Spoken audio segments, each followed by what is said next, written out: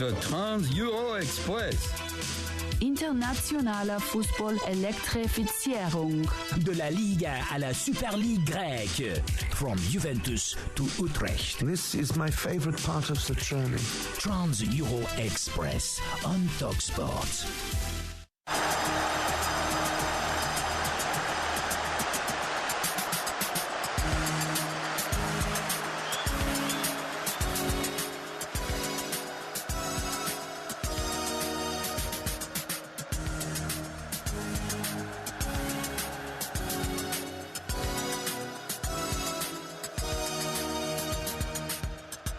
Yeah, good evening, everybody, and welcome to Trans-Europe Express with me, Danny Kelly. And for the next 3 hours, I'm delighted to say, returning from his holiday, no doubt all over the footballing world, Andy Brassell. It's also a bit of a different show for me. First time in the new studios in London. Yep, I'm over in the capital city. So those of you watching on your smart TVs and on YouTube, please forgive my slightly startled expression. I've not worked like this before. No headphones, little earbuds in my ears like dark kids on the tube, and so on and so forth. But of course, I'm loving being here with my colleagues, including, as I say, Andy Brassell, who'll be joining us in just a few moments' time. Among the things we're going to do in the next 3 hours, all the major stories from across the continent. Villarreal against Barcelona is going to be played in Miami. We'll talk about that. We'll talk about the new season of Ligue 1 and La Liga, which start this weekend. We'll have Mbappe Watch. Greg Whelan will join us to talk all the latest from Italian football when our club focus will be on Como. Tim Vickery will join us from South America, and we'll have Champions League qualifier reaction, plus a million other things. Welcome one, welcome all, willkommen, bienvenue to Trans-Europe Express.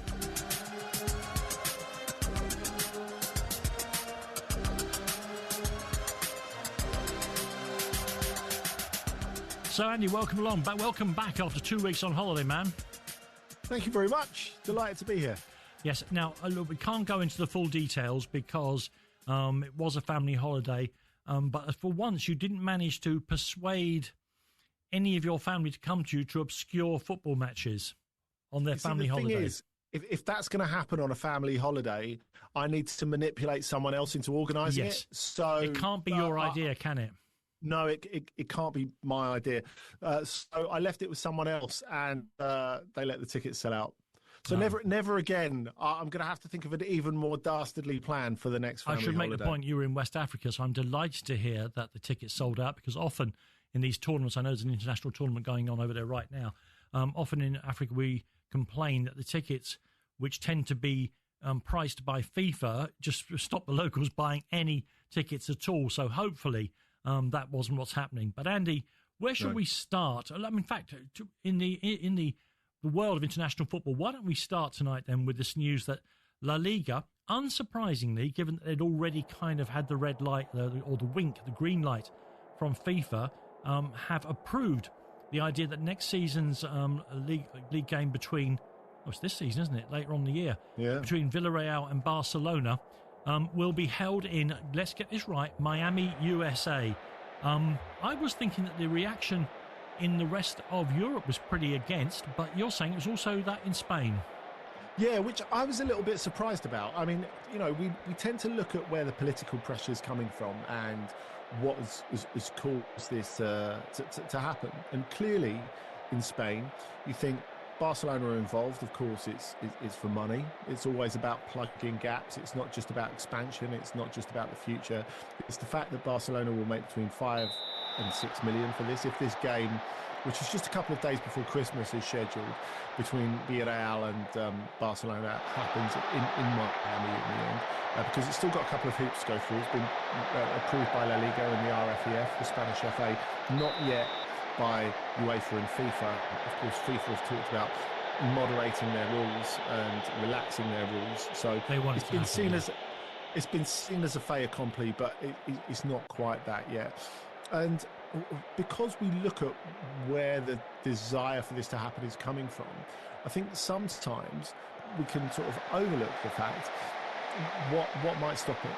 And the fact is that there is a lot of pressure from within Spain that I wasn't expecting at all. And the reason I wasn't expecting it is you have to bear in mind why Spain was targeted for this in the first place. It's because you do get travelling fans, and you look at Betis in particular, Atletico in certain circumstances, but you don't get travelling fans to the same extent. You don't have the same culture of travelling fans as you do in, say, England or Germany or the Netherlands. Now, part of that is due to scheduling.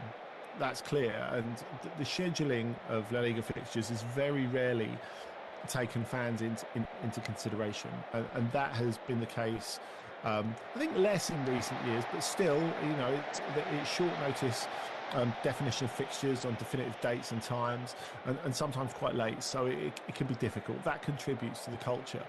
But of course, when you're looking at moving a product, that makes it easier, doesn't it? If you feel that fans are going to be compliant, that fans aren't going to flip out. If we go back a couple of years to when, like, Arsenal had a game against Leicester moved with 4 weeks' notice, and Arsenal and Leicester fans quite justifiably kicked off about it. And I think fans in Spain and Portugal were looking at it going, 4 weeks' notice? That's amazing. Imagine 4 weeks' notice. Yeah. So I think that's part of it. Now, we saw Fernando Roig, the president of Villarreal, come out this week and said, look, this is our plan. Now, Villarreal stand to make more from it than Barcelona, because they are sacrificing their home game, of course, so they get a little bit of a cherry on top. Now, Fernando Roig, who's done so much to build Villarreal, of course, they were a small regional club until he took over and invested, built the infrastructure, etc. He said, look, if anyone wants to take us up on this, any Villarreal fan, we will send you over there. We'll pay for your travel and we'll pay for your ticket. Now, sorry to jump in, because that sounds like an extraordinary offer, but often offers like that, if you'll excuse that clunky English sentence, are accompanied by things that people know will not be popular. Because from your own experience, I remember you were telling me about when Wimbledon fans were trying to be force-fed the move to Milton Keynes. Tell us about the offer you got there. Yeah, so like Fernando Roig said, we'll pay for your ticket and travel, or if you don't want to go, we'll take 20% off your season ticket. And I guess there are neutrals out there going, oh, that's a great deal. That's very thoughtful of him. But actually, it reminded me all over of when Wimbledon officially announced Milton Keynes in summer 2001. Of course, it was ratified in the following year, at the end of the following year, after the independent appeal panel. And we got this letter saying, oh, Milton Keynes is the best thing for the club, and by the way, if you come, you'll get a 90% reduction on season ticket, and you'll get free travel there. Amazing. Provided by the club and back.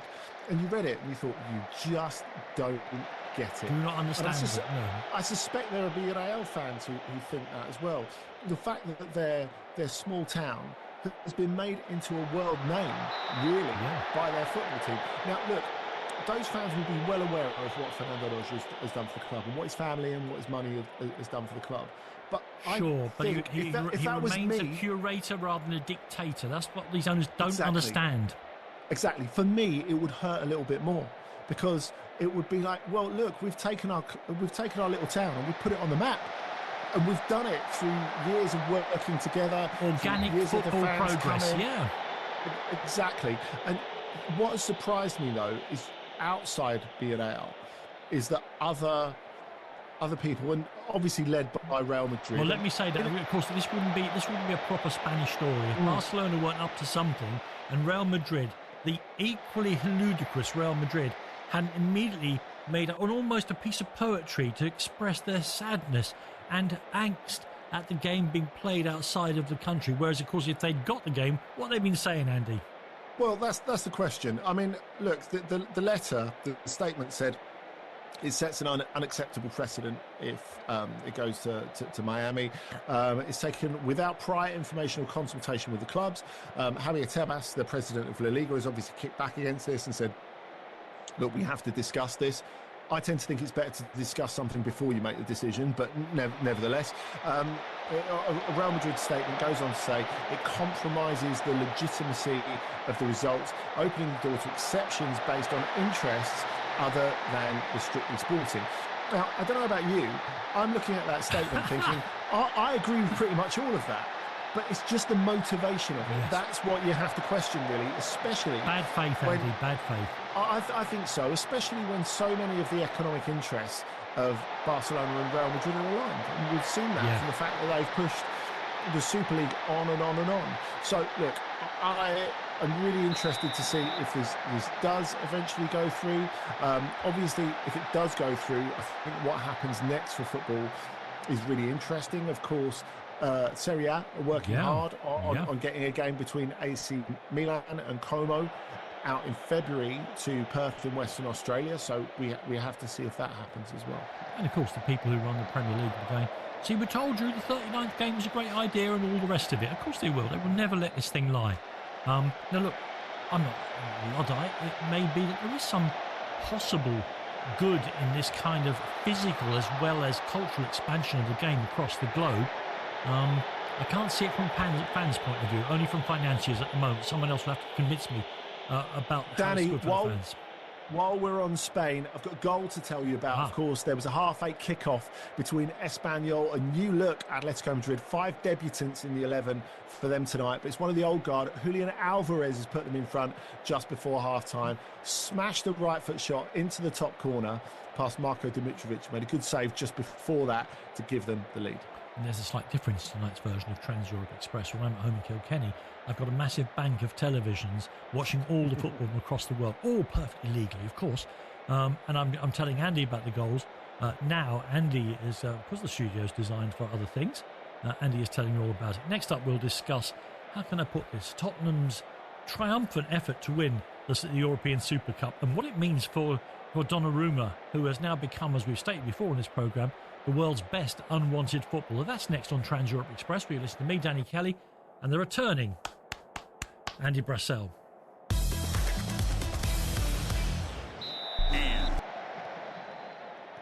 It looked like Spurs were going to win it, and suddenly it was a very important trophy and indicative of European power to come. We'll talk about that briefly because we want to really get on to what it means for for Donnarumma. Super Cup itself, I thought, demonstrated two things about Paris Saint-Germain, bearing in mind that they'd had only 7 days to prepare following their adventures in the World Club Championship. Although I don't think Spurs had a pre-season either.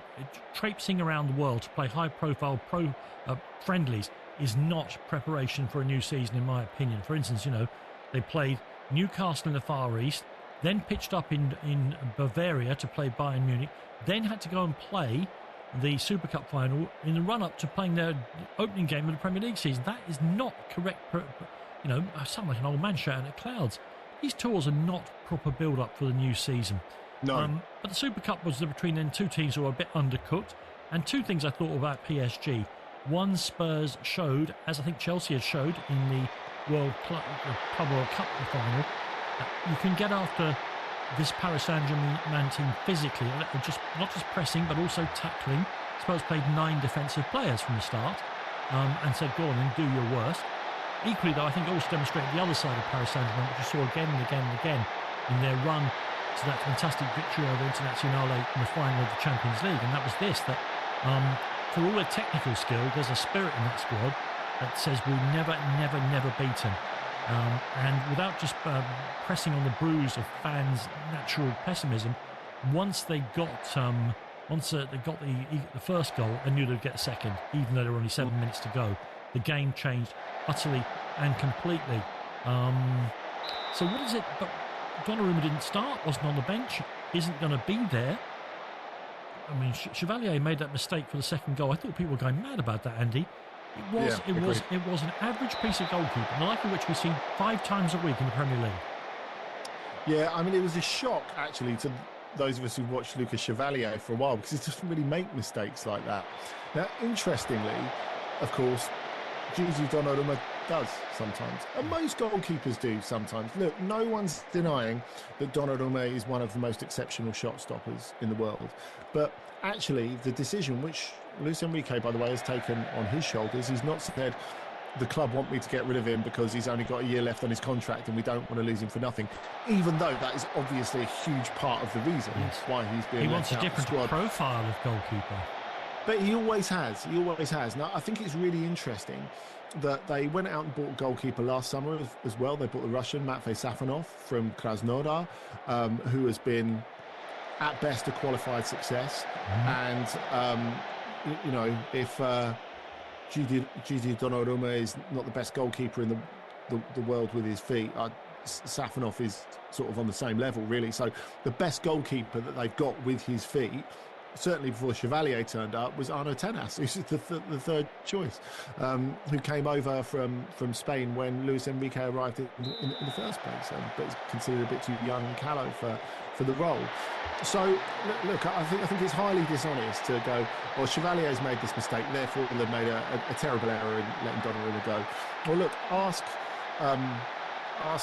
Angel Correa, ask Harvey Elliott, who are pretty pleased with Donnarumma's efforts against them, because he gave them both a Champions League winning goal last season at various stages of the competition. Look, just because, and he was exceptional in their way to winning the Champions League, but every season we have this discussion about a team that's played really well and won the Champions League. Yeah. They can't be improved. And when it gets to February, it turns out, well, actually, they can, and maybe they should have improved, and maybe they should have evolved. And so really it's the ideal time to do it. Even if you park the contractual bit, he's not the goalkeeper that Luis Enrique wanted. I think he's always been fairly clear about that. And just because he did a great job last year, they want to build a dynasty. They don't really want to go into another situation where they're under the cosh for half an hour at Aston Villa, or they're getting pummeled by Arsenal at Parc des Princes in the second leg, or all those bits that Donnarumma held them out of. And they want to have a control and momentum that doesn't require that. But you know this, and I know this, and the coaches know it perfectly well as well. The game changes very quickly now and all the time, partially due to, computers. I presume artificial intelligence will be the next thing that's involved here. And that is that, we want goalkeepers who can play out from the back of their feet.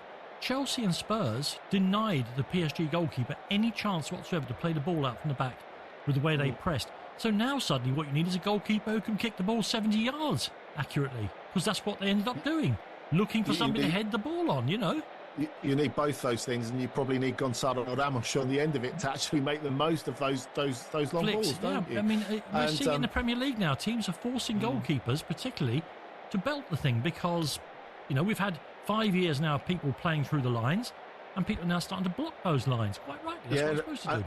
And funnily enough, Danny, that's why Lucas Perry could be one of the hits of the Premier League season at Leeds. We'll wait and see. But someone who can accurately pass, a goalkeeper who can accurately pass with either foot over 70 yards is gold dust. And if he fulfills 80-90% of his potential and Dominic Calvert-Lewin's able to stay fit, that would be a brilliant combination for them. But going back to Donnarumma, I think the stylistic side of it is really important. We know he's as good as it gets on his line, but the link with Manchester City is really interesting, because of course it's been brought up a lot this week about the fact that Donnarumma is not great with his feet, and of course we've seen that at first hand in the UK. Of course, we go back to that game early in the Luis Enrique period where they were absolutely pummeled at St James's Park. And then Newcastle getting after Donnarumma was a huge part of that, by the way, as well as the atmosphere at St James's Park that night. If I was Pep Guardiola, I wouldn't want him. If I was Galatasaray, who played with a very, very high defensive line, I wouldn't want him. In fact, it's very, very hard to say, admirable and excellent as he is, where does he fit? Well, City would be, has all kinds of ramifications. If he ends up being a £400,000 a week goalkeeper at Manchester City, what happens to James Trafford? And more importantly then, because Trafford seems to me to be the first genuine solution on the horizon to Jordan Pickford. Now, Jordan Pickford's been brilliant for England, but he can't go on forever and ever and ever. Even, goalkeepers have tremendous longevity. And also, even if he does go on forever and ever, he needs challenging. And James Trafford looks like the likeliest candidate for that. But if he's reduced to sitting on the bench watching Donnarumma for the next 5 years, there's another knock-on for English football as well as for Manchester City. What about Manchester United, whose goalkeeper gave... Look, we all know Arsenal's, particularly Declan Rice's corners, are devastatingly accurate. But it was a poor effort today and turned out to be the difference between the two teams. Would Manchester United be a place for him to land? They could afford him. I think that's a good question. And I think he would suit United more than he suits City. But I think you look at the build of Donnarumma and think he's a guy who could handle himself in terms of aerials in the Premier League. But when does he come off his line and want the ball? No, never. I mean, really, I think that's a bit of a block to really, truly succeeding in the Premier League. Look, he's still relatively young. He's got enormous experience, and sometimes I think that can make us think that he's older than he is. Yeah. I don't think we should say that he's not intelligent enough to evolve and learn, because I'm sure he is as well. Maybe he can change the way he keeps goal. But I dare say, if he does arrive in the Premier League, before we even get to the bit whether he's a success or not, I think like a lot of defenders who arrive in the Premier League, there will be a very, very tough opening bit where, of course, because he's such a big name and because he'll be getting paid so much money, he will be under absolutely immense pressure. And for what it's worth, going back to Chevalier, I think he's going to challenge Mike Maignan in terms of being the goalkeeper for France going forward. I think Maignan will hold it for a while yet. But Chevalier, obviously, if he performs for PSG over a number of months, that will put pressure on Maignan ahead of the World Cup.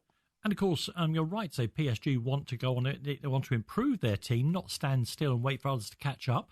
They're playing tonight against Nantes, and it is interesting that they decided to play their strongest possible team against Spurs in the meaningless Super Cup, but feel they can get away with 8 changes against Nantes in Ligue 1. It is, but I guess where they are, Danny, I mean, you can say the Super Cup's meaningless. I don't think it is PSG. I only say it's meaningless because Spurs didn't win it, obviously. Of course. You can have it. You want it more than us. It means more to you. Yeah. But Lovely little French club, nice. Yeah, exactly. But I think for them it was a huge deal because it's all about international profile. And when it comes to this, they're going to have to treat, I don't think they have any option other than to treat the opening weeks of Liga like a pre-season, really. And that's about getting minutes into all the players. So you look, they've completely changed the defence. Chevalier's one of only 3 who started in the week, is him, Barcola and Vitinha. And Vitinha actually has scored the goal, having missed that penalty and then being some discussion after he missed a few recently over whether he should be the penalty taker still going forward. He broke the deadlock after 67 minutes. He's currently Nantes 0, PSG 1. So they're edging towards a pretty unspectacular win there at the Beaujoire. OK, listen, thanks very much for that. Next up, we'll continue to talk about France as we go into the opening salvos of the Ligue 1 season, and that means it's a return, ladies and gentlemen. I know how desperate you are for Star of the Week to be back here on Trans Europe Express, and indeed it is. You're listening to Andy Brassell, thankfully, and me, Danny Kelly, live in London. I say like I'm at London Palladium or something, and you're listening to Trans Europe Express. This weekend, TalkSport's Morning Conquest continues with another Breakfast of Champions. The Weekend Sports Breakfast with NordVPN. Wake up and smell the match day on the UK's fastest and most well-connected football news network. Make sure you're match fit ahead of all the action with analysis that takes you behind the scenes of all the teams. The Weekend Sports Breakfast. Saturday and Sunday mornings from 6 on TalkSport with NordVPN. Cybersecurity built for every day. Find out more at nordvpn.com/TalkSport. At Betfair, we believe that to play different, you need the right tools. The boots, the world-class tactics, the science-backed nutrition. The pros have their tools, and with Betfair, so do you.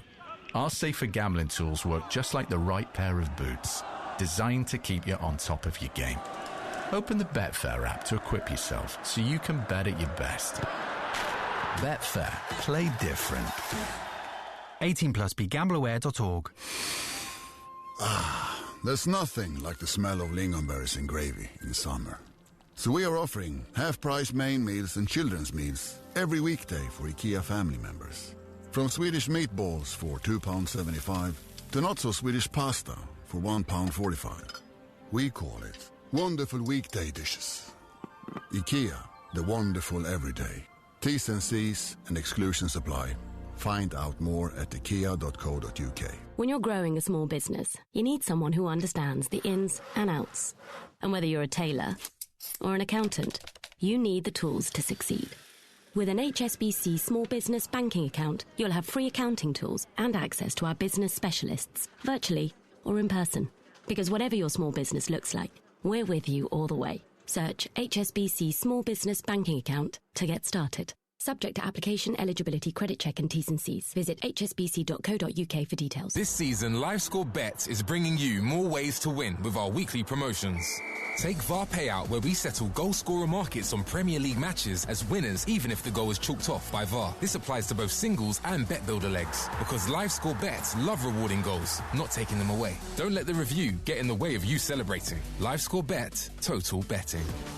Pre-match single, multi or bet builder bets on selected player markets on English Premier League only. Paid as a winner if goal is ruled out by VAR. T's and C's apply. 18+. Gambleaware.org.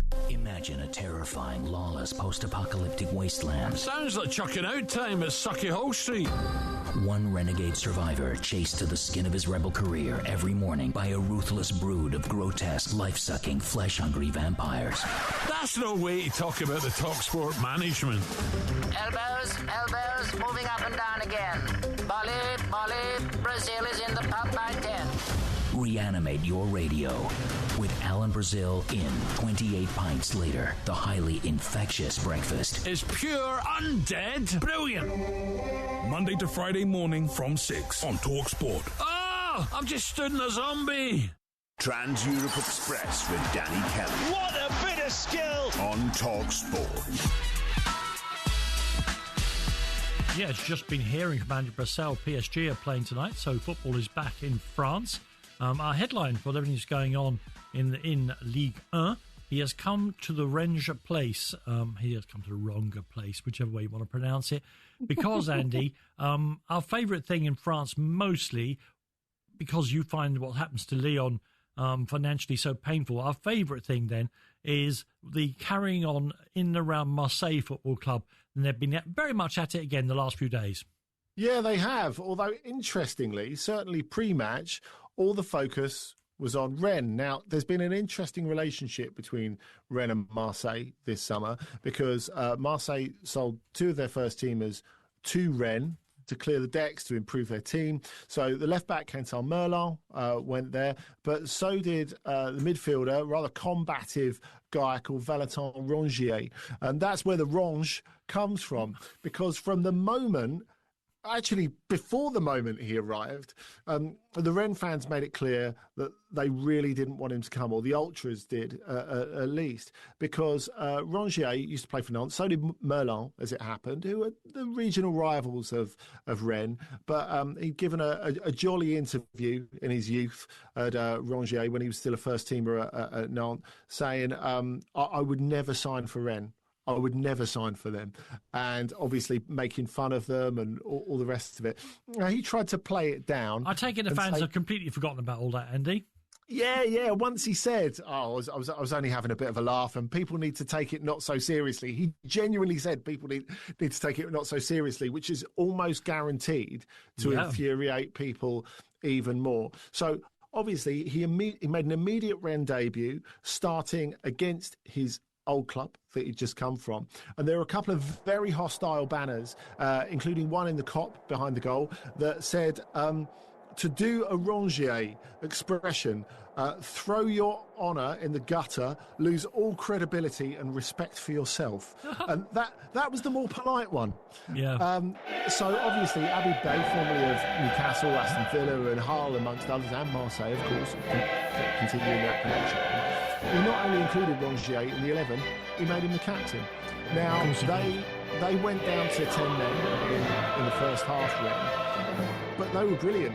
And I tell you what, Rongier was absolutely brilliant as well. They've had a tough old week, but they ended up scoring a last-minute goal and winning the game, despite playing over half the game with 10 men. So a brilliant result for them.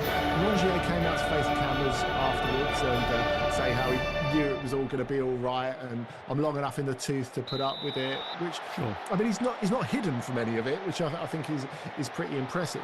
But talking of hidden, there have been various links, various reports in France about the massive row that Marseille had in the dressing room after losing this opening game. Look, it's one game. You've got to get over it. But Jonathan Rowe, of course, who came... That's not the way Marseille work, Andy, and you know it perfectly well. No, it's not. And young Jonathan Rowe didn't have his greatest game, having started the game. Igor Paschal, their big signing's not fit enough yet to start. He was told off by a lot of his senior teammates, which I don't think is a particularly brilliant look, including Adrien Rabiot and Pierre-Emile Højbjerg. So they've just got to try and calm things down a level to get their season back on track, because obviously they're either flying or on the floor. And when you do this for a living, as I do and you do, you sometimes realise that an opinion you hold just doesn't chime with the general public. I'm of the opinion that Eric Dyer is a terrific bloke, and not just because he went into the crowd to sort out somebody who was abusing his family, but B, is a pretty good footballer. Now, I know this is in England, this is held to be heresy now because, you know, he's not a modern kind of player. But seeing what he's doing in his first few days as a Monaco starter tells me that I'm not wrong. Well, let's start, Danny, by saying Bayern Munich wanted to keep him. Yeah, you know that's enough. There's that. Yeah, that much is really interesting, and I think at Bayern and now at Monaco already, he's valued not just by what he does on the pitch, and he made his debut against Le Havre, and with the Tottenham connection, if we can go into that a little bit, Hugo Lloris's brother Gauthier opened the scoring by scoring an own goal. He plays for Le Havre, and he opened the scoring for Monaco. Then Eric Dyer got a header from a corner for the second to score on his Ligue 1 debut, which was great for him. They won 3-1 in the end, but it was really about the fact that he's playing alongside in the back four Christian Mawassa, who they've got really high hopes for, only 20 years old. And Mawassa and the coach Adi Hütter are saying, look, there's been a massive improvement in Mawassa's performance since he's had Dyer next to him, talking him all through it, or mumbling him all through it, because he's got a bit of a mumble to him, doesn't he, when he's speaking English. So already Dyer's an absolutely massive hit in the Principality, and there were big questions really over the transfers that Monaco were doing this summer, because of course Paul Pogba was the big one. Now they hope that he'll be training in 2 weeks. He'll be back in the autumn, team for like October, if they're lucky. He was there looking resplendent in a retro Monaco shirt. That's the way to do it for the fans, isn't it, as well? Absolutely. He was wearing the 96-97 one. If you're thinking Ali Benabia, John Collins, what a team, Sonny Anderson, all of those. So he chose very, very nicely indeed, and got props for that. Ansu Fati, they're still waiting for him to come back after he's signed as well. But Dyer is just calming them down and assuring the interim. Andy, I want you to talk about the next story pretty briefly, because I want to leave 3 or 4 minutes for Star of the Week for both of us, because when we were rehearsing, is that the right word? When we were preparing the show, we started to talk about the French squad that won the 2018 World Cup, and you know, and one or two names I go, he was in the squad. No, I follow football pretty closely. I think you could say I follow it with a jeweler's eyepiece, but it was amazing to hear some of these names. So just tell us about what's been going on. Lyon are playing tonight away at Lens. That's interesting because Lens are now coached by Pierre Sage, who did so well at Lyon before being unceremoniously given a boot in the pants off the premises by the now discredited John Textor. So a big game for Pierre. Yeah, it was yesterday. So Lyon went to Lens for their first game of the season. Now, bear in mind, since Pierre Sage has left, Textor's also left. The guy who was handpicked to replace him, and the only reason Sage was binned is because all of a sudden Fonseca was available. The guy who replaced him, Fonseca, has been banned from the touchline for 9 months. He's still in the stand at the moment and won't be back until September at the earliest. And Lyon have got relegated, got reprieved from relegation, and cut their wage bill from 150 million to 55. In fact, that's probably nearer 50 since Nemanja Matic left in the week. So it's been a strange old time, and obviously he's trying to step out of his comfort zone and make it big at Lens, which is a great club with just incredible support. The travelling Lyon fans gave a brilliant reception to Pierre Sage, and they were applauded by the Lens fans for that. It ended up, though, with a 1-0 Lyon win. Fonseca's lot winning. Malik Fofana, who's getting a lot of Premier League interest, had a brilliant game, set up the winner for Mikhail Tadze, who got a message from Alex Lacazette before the game to say, look, now it's your turn to create history. You're my replacement. Go do it. You're my slightly cheaper replacement. Go and do it. Exactly. Knowing that, like Lacazette, he's a Lyon guy, and it means a lot to him. So, Andy, who's your star of the week in France? Mine's Kamori Doumbia, who I've always really loved, midfield player who is at Brest, was involved in the game today against Lille, which the biggest headline was Olivier Giroud making his comeback in Ligue 1. He scored very early on with one of his first touches, 38 years old, and he's been brilliant already, much better than he was at LAFC, where it was a bit of a disaster. Looking good to be back in France, as you're going to come on to, like one of a number of 2018 stars. Florian Thauvin played for Lens this weekend as well. Yeah. But Kamori Doumbia was replacing someone important for Brest, because they lost their best midfielder, Mady Camara, this week, who went over to Rennes. So Doumbia stepped up, scored 2 from midfield. They were 3-1 down. They got a 3-3 draw, Brest, in the end. Okay, well, my star of the week, because was Djibril Sidibe, who, of course, Everton fans remember him. And he plays for Toulouse now, and he got a last-minute winner at Nice. All very standard performance for Star of the Week. It was his first goal in Ligue 1 for 5 years since 8 years since 2017. My mathematics, God.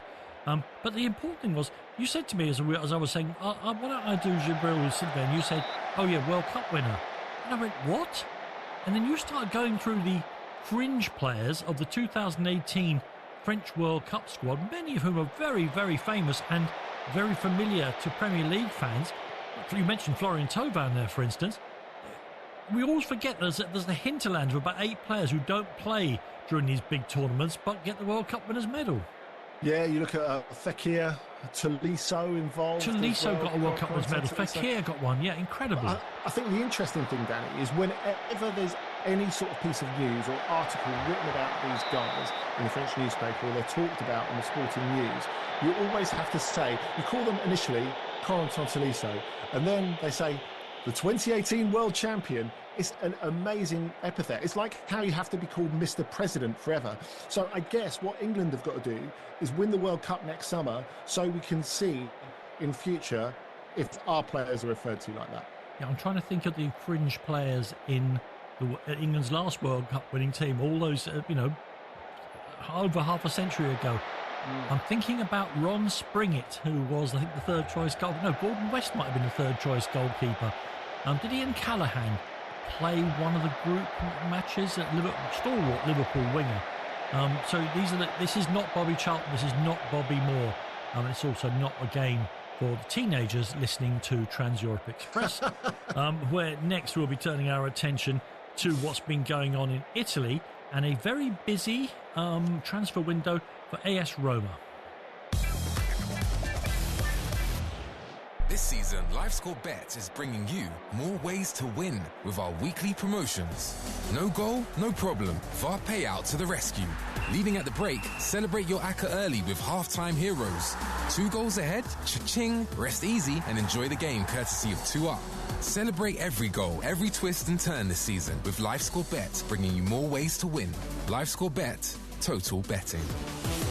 Eligible leagues and markets vary. Full T's and C's apply. 18+. Gambleaware.org.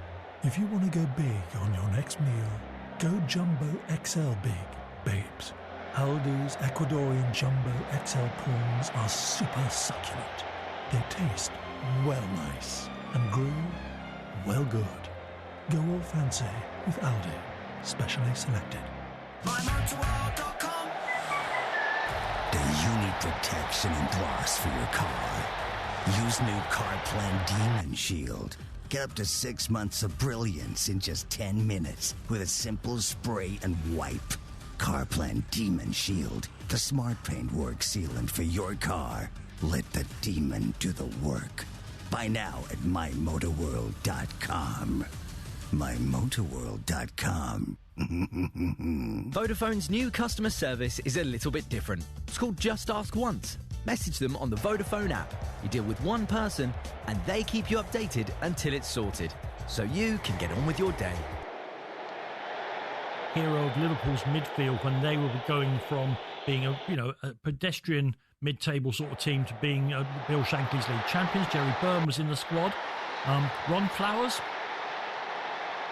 Yes. Yeah, Ron Flowers played for Wolverhampton Wanderers at the time of the World Cup, but you can see what end of his career he was at when his next move a year later was to Northampton Town. Although people should remember, Northampton Town also did an amazing thing around this time, 60 years ago, when they went to the fourth, to the top division of English football and back down again in 9 seasons. And finally, I should make the point, I don't think he got an appearance. Terry Payne, a man called Terry Payne, was in that England squad in 1966. He made 713 league appearances for Southampton. Almost 900 games in total for Southampton. Terry Payne was also in the squad. Ian Callaghan, as I mentioned, already was, and I was wrong about the third choice goalkeeper. It was Peter Bonetti. Spring it was the second choice. Let's get back to, these are the kind of tributaries that make this programme so worth listening to, aren't they? In my humble opinion. And let's get back to Italian football. Then our headline is Roma's conundrum, because they're wondering, I don't know why they would think about selling Manu Kone. He's such a good player, except of course that they may need to make some money out of him. Yeah, one of their best players last season, Danny, was a huge success after coming over from Borussia Mönchengladbach. They paid just under 20 million euros for him up front, about 18, with a few little add-ons to come. And given that they had 3 coaches and they were chaotic at various points until Ranieri properly got hold of them, he was the only player I can think of who's good for all 3 coaches. And he was brilliant last season for his first season after moving into Serie A from the Bundesliga. So proving yourself in Serie A is as big a thing in Italy as proving yourself in the Premier League is in England.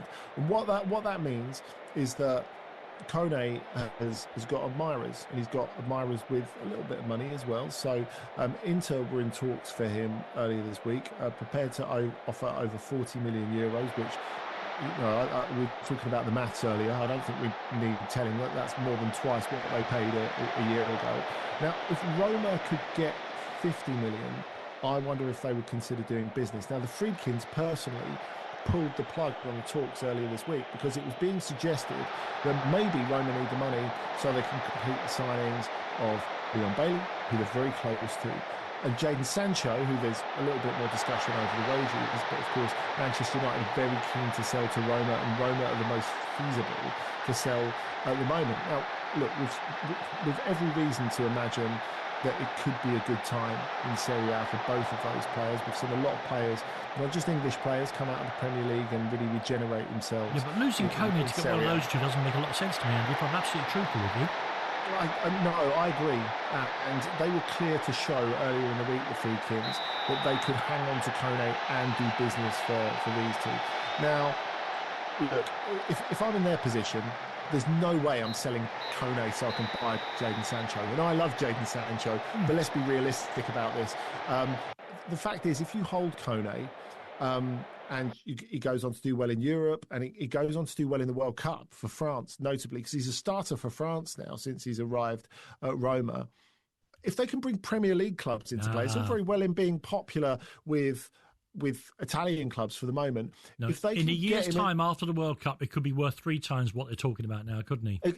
Exactly, and certainly 3 times what they paid. So yeah. I think the smart play would be to hold on to him. But of course, they've got FFP issues. It's the same for a lot of clubs in Italy at the moment, some very big clubs who we're going to go on to talk about in a little second. So if we're looking at, it's been quite an exciting transfer window so far, certainly the most exciting in a while, because of course we've had a lot of English clubs holding back with FFP, not so much in this transfer window. I think if you're looking at a league where it's going to be really exciting in the last 2 weeks of the transfer window, look at Serie A, because these clubs are going to be not just buying, but like trading furiously, I think. And because the door is open in Italy to win the title, isn't it? As we've said recently. Yes. 5 different winners in the last 5 years, none of them Juventus. So the door is open.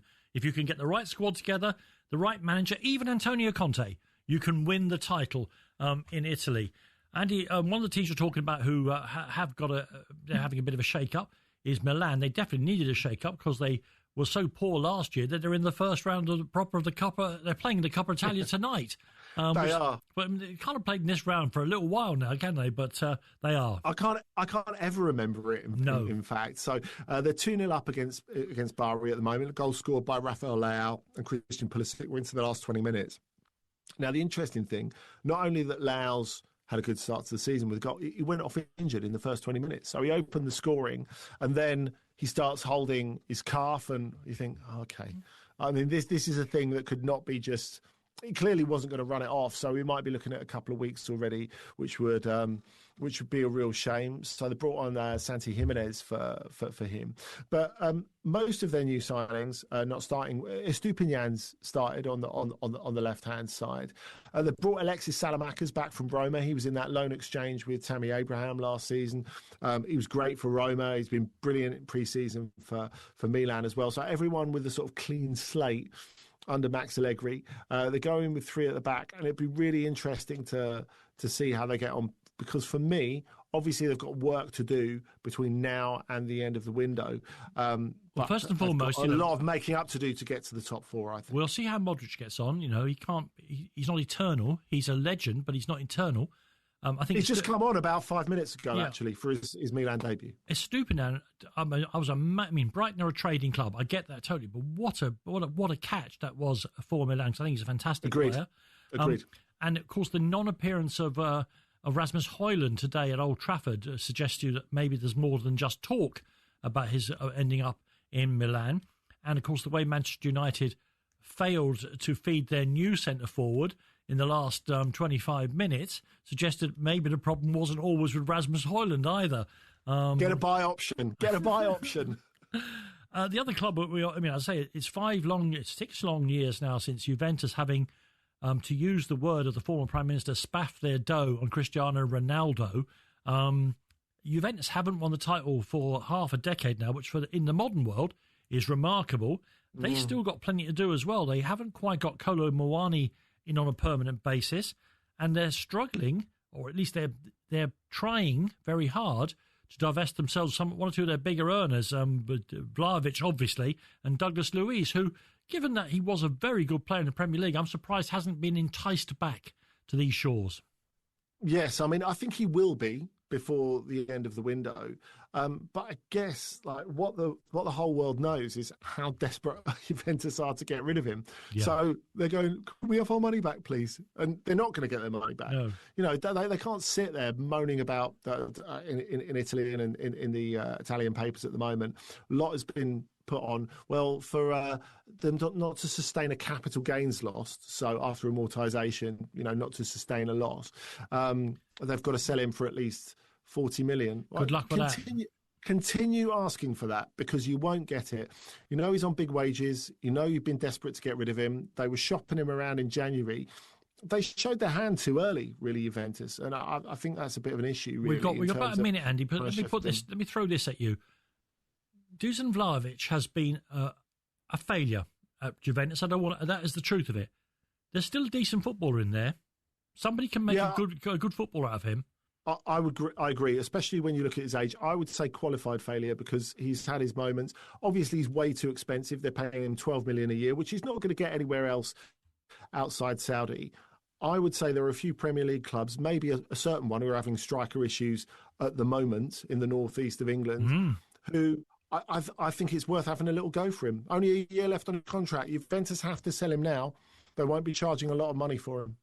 Yeah, I would also say that he's a classic Daniel Levy last minute of the transfer window backup for Solanke. But the way Richarlison has played the last 3 games, and I include the Europa League final, if he stays fit, then there's no need to bring another striker seriously, because he's such a menace. And as we saw yesterday, he can score good goals if given the chance. Listen, Andy, the first hour, if you've been back from the holiday, everyone said to me behind your back that you'd be rusty and it wouldn't be any good. I stuck up for you. I really stuck up for you, and it turns out I was absolutely right. You've been brilliant. Listen, thank you for listening to us. We've got a lot more to get through in the next 2 hours of Trans Europe Express, and you're listening to it on the mighty, mighty Talk Sport. It's just you versus your mates with the glorious Sport. The spare at Edgbaston. Joss Butler's unbeaten 64 helped Manchester Originals to a 57-run victory over Northern Superchargers. There's more at talksport.com. TalkSport News.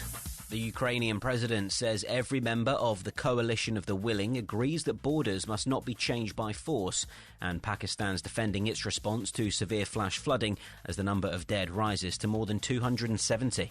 TalkSport weather with QuickFit, your go-to destination for quality tyres from great brands like Continental.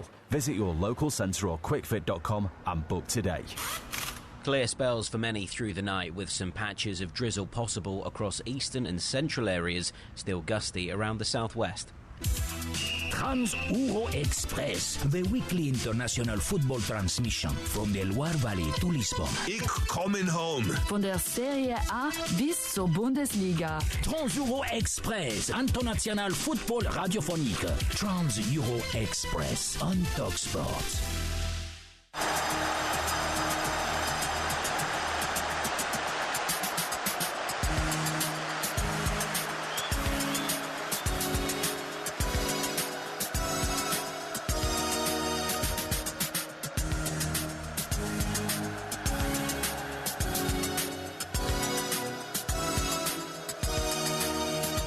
Yeah, those of you watching on Smart TV, YouTube and all the other ways you can see this now, as well as listen to its joyous tones, and will be laughing because I do a hand motion as though I'm playing those keyboard riffs by the mighty Kraftwerk, when of course anyone knows me knows that I cannot play a note of music.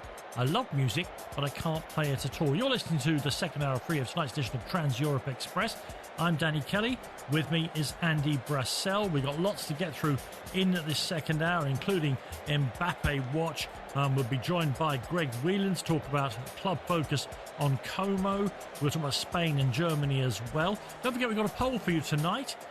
Just go to X/Twitter, at TalkSport, at Danny Kelly Words, and at Andy Brassell, 2 S's and 2 L's. And where will Gianluigi Donnarumma be playing once the transfer window is shut? We talked about it earlier on.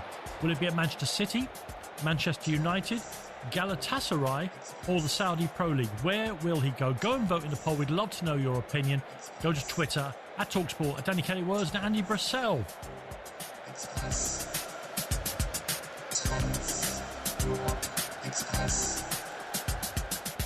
Yes, this is Trans-Europe Express. I've told you what we're going to do, but first of all, for making a return, Andy wants to apologise to all of its myriad fans that we missed it out last week.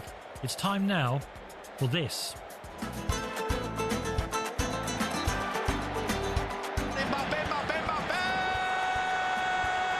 Carrière le Paris Saint-Germain, Mbappé! Mbappé! Little give and go, Mbappe's in! Oh, it's 2-2! He scored twice in 2 minutes! De Kylian Mbappé. Allez, Kylian! Andy, the lack of Mbappe Watch last week shows that you can't afford to be going on holiday. The whole show just goes to bits. Yeah, speaking of going to bits, Atletico Madrid have just conceded an equaliser. Espanyol, which was a bit of a surprise as well.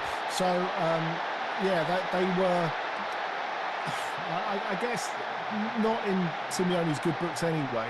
He made 2 substitutions at half-time. Cardoso, who was making his debut, and Conor Gallagher were both dragged off. Koke to pull them out of the soup again. But despite having a few better chances in the second half, they've just conceded an equaliser. Edu Esposito's free kick and Rubio nipping in round the back to finish under Oblak. So about just under 25 minutes left to go there, and Atletico have got to go and try and win it all over again. Let me talk then about Mbappe Watch, and of course we have no Real Madrid match to report on because, as always, those big babies from Real Madrid, because of their involvement in, I don't know what, you probably speak better Spanish than me, but it must be sort of a grande bebe, mustn't it? The big babies, we can't really all the time we can to recover from the World Club Championship. So they don't play till Tuesday against Osasuna. Don't laugh, Andy, I'm serious. No, but having said that, Danny, they probably looked at the fixtures and said, we're going to play Osasuna, we need a couple of extra days as well, because it always tends to be quite a physical battle, I think it's fair to say. And they're going to need everyone they can get, because at the moment they've got a ton of injuries, particularly in midfield. Now, we were talking about Luka Modric earlier. I mean, I wonder if they sent him a little wish you were here type postcard, really, because, of course, no Jude Bellingham at the moment. He's had his shoulder surgery. Camavinga won't be fit for Tuesday either. Fede Valverde's a doubt. So they're missing a lot of players. We're into Dani Ceballos territory already, and, it's only the 17th of August. So they've got a few little issues there. Xabi Alonso apparently is not exactly over the moon that it seems that they're not going to do any more transfers this summer. Of course, what might change that if they were to have a sudden influx of money from somewhere else. So watch this space on the right wing. We'll come on to those spaces on either wing, Andy. But I want to get a wider view of Real Madrid, if I may, because, we've argued that Mbappe, for a settling-in season, did very well. He did. They're still a team to be feared and all the rest of it, but the truth is they didn't win anything last year. So what, for Kylian Mbappe individually, but more importantly, I guess, for Real Madrid, what looks like success in 25-26? Well, there's no individual answer to it, is there, Danny? Because however well he does, it's clear that if Real Madrid don't win stuff, it just doesn't count for the wider world. I think if you asked 10 people in the street who like football, probably 9 of them would say Kylian Mbappe's first season at Real Madrid had been a failure. And I think to a lot of those people it would be a surprise how high the numbers were, because they didn't get the trophies over the line. It just feels as if it was a big letdown. Remember, finished second in the league, lost in the Copa del Rey final, fell well short against Arsenal in the Champions League. And these are the moments that count, especially the Champions League. So, look, unless they can really make up some room in the Champions League, and clearly they've organised the defence already, which is a big start, because that was a huge problem for them. But unless they weren't helped with injuries there, to be absolutely frank. I know they ran out of players. You could say they should have backup players, but a bit like Tottenham, they just ran out of defenders in the end, didn't they? Yeah, they did, but there was a feeling before the start of the season that they might have reinforced in that area. And of course, football likes to prove you emphatically wrong as quickly as possible, and that's what happened. Interesting development in training in the last couple of days is David Alaba, who, with them having pursued him for so long, has now become post-injury a bit of an albatross, really, in terms of his contract. They've been trying him out as a defensive midfielder in recent days. Now, I think that's quite an interesting idea, because they do need someone to sit in front of that defence. They can sort out the defence all they like, and this defence is going to have to get used to playing together. Of course, they're going to play with a 3 rather than a 4 this season, is the most likely solution. Again, that means they probably lack a little bit of cover. But the idea that Alaba, who, when they played him at left-back, has looked not up to it at all anymore, partially because of the injury, partially because he's really a centre-half these days. Of course, he's played everywhere for Austria, so the idea that he plays as a sitter, I think it's probably quite an interesting one, and to see how that develops over the first couple of weeks will be interesting. But of course, Kylian Mbappe is wearing the number 10 this season. That's an at least optical departure. It means Endrick's wearing the number 9, so we'll see if that actually means a rise in importance in the hierarchy. These shirt numbers don't mean a great deal to me. I think there's a lot of fuss about anything, but the adoption of the number 10 shirt by Mbappe is for a decade now. If ever you're in trouble, Real Madrid just called on the number 10, didn't they? Which was Modric. And now the answer to all their problems will be Mbappe, because that's how it's worked out. I think the interesting thing really is, though, Danny, if we go back a year further, when we talk about what Real Madrid didn't do after winning the Champions League against Borussia Dortmund at Wembley, the obvious thing is Toni Kroos, because he was the player. You can talk about any other injury you want.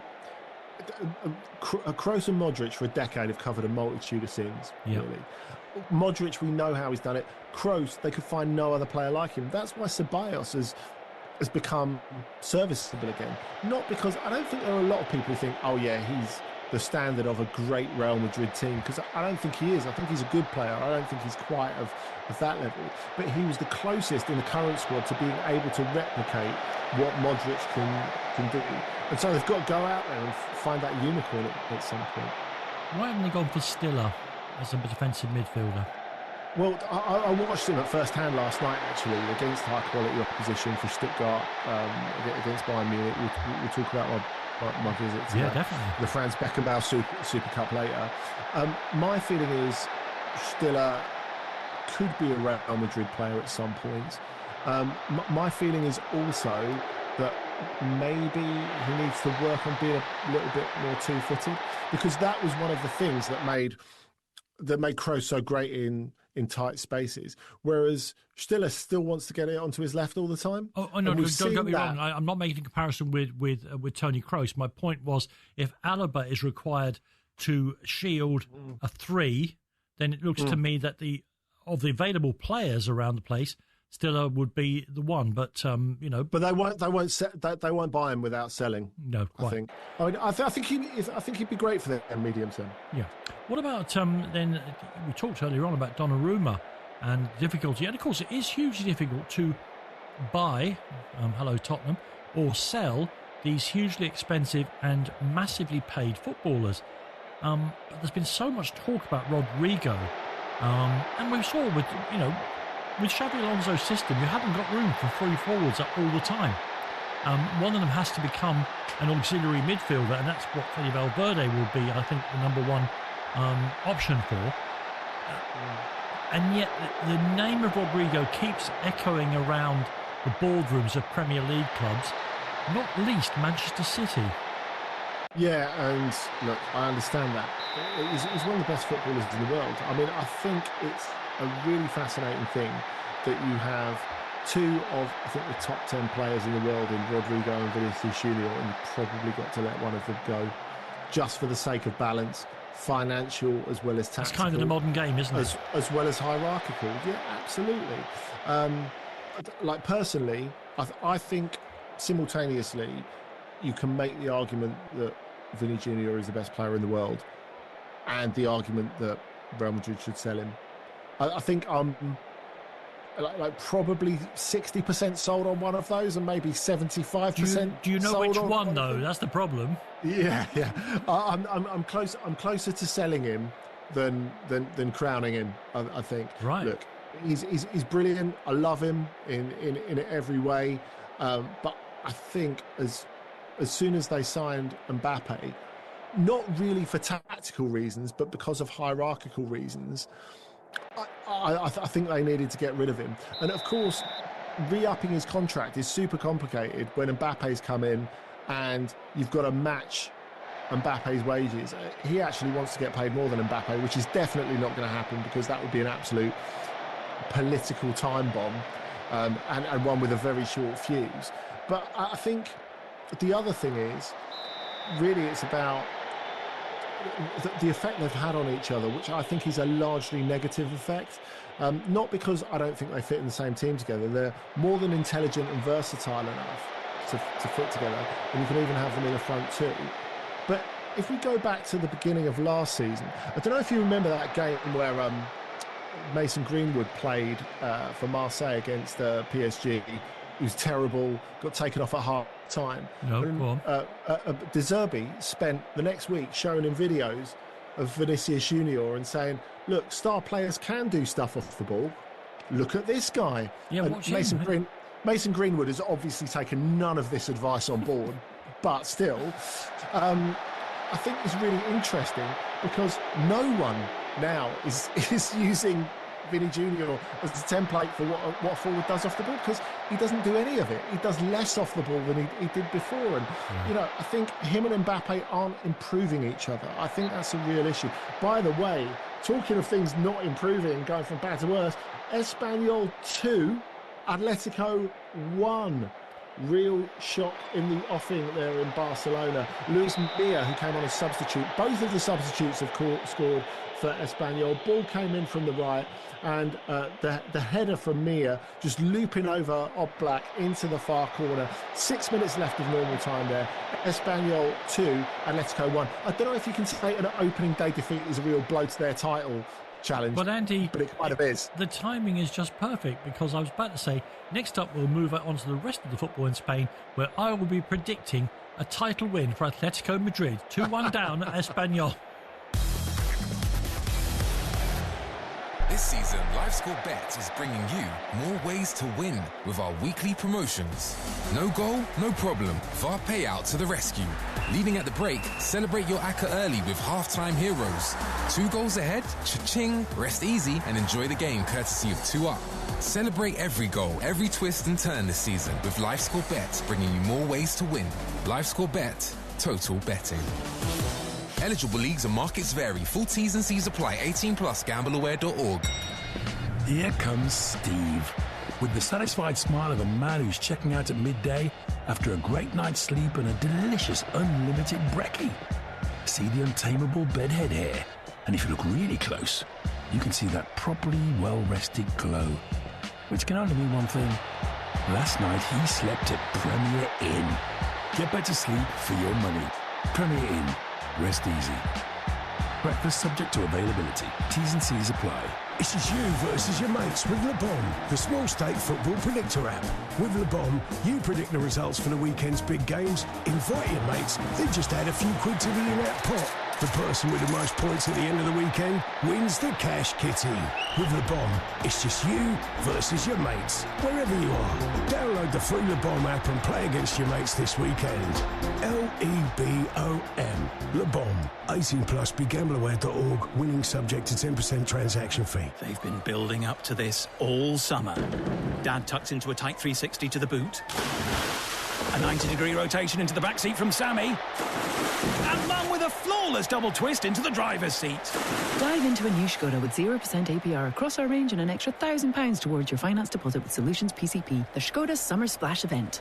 At local retailers until 31st of August. Indemnities may be required. Maximum terms apply depending on model. Minimum 20% deposit for Kamik and Karoq. Delivery by 31st of December 25. Skoda Finance. Get up to 100% boost on football ACCAs with William Hill's ACCA Boost. From 5% for 4 legs, right up to 100% for 15 legs or more.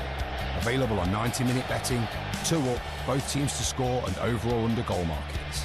Get your ACCA Boost with William Hill, online and in shop.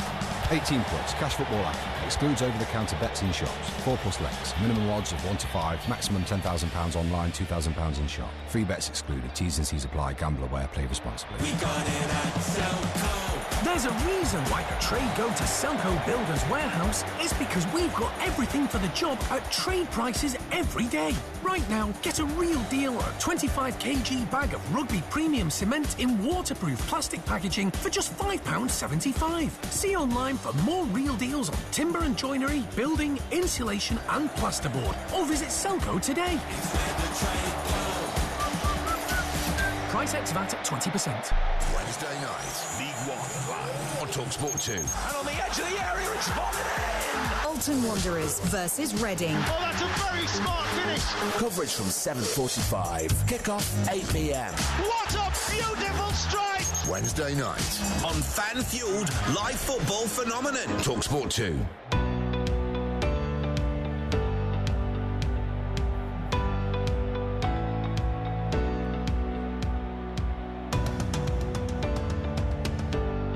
You're listening to Talk Sport and, of course, to Trans Europe Express, your Sunday night fix of football from across the continent and beyond. Don't worry, at 11 o'clock, Tim Vickery will be joining us from South America.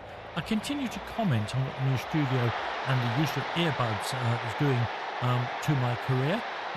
These days, I'm a vintage enough gentleman that my ears are larger than they used to be. I don't mind it because they start to remind me of my father's ears, which is a great thing. But I hide them under the headphones. Now they look like they're flopping over. If you're watching on TV, like they're flopping over at the ends from their own weight. I suspect that's to do with the way the earbuds work. Andy, let's move on then to Spain. Spain out with, as they say in Scotland, out with Real Madrid. Our headline is Mallorca have a mayor. The Islanders were playing at home to Barcelona in the opening fixtures of this year's La Liga, and they. In a controversial game, it's got to be said that not all of Barcelona's goals were entirely legit. They got a good whack in and ended up with 9 men. Yeah, they did. And really, it was all based around the second goal, Danny. So we had An early goal from Rafinha, carrying on from where he left off last season, after a brilliant ball by Lamine Yamal, ditto.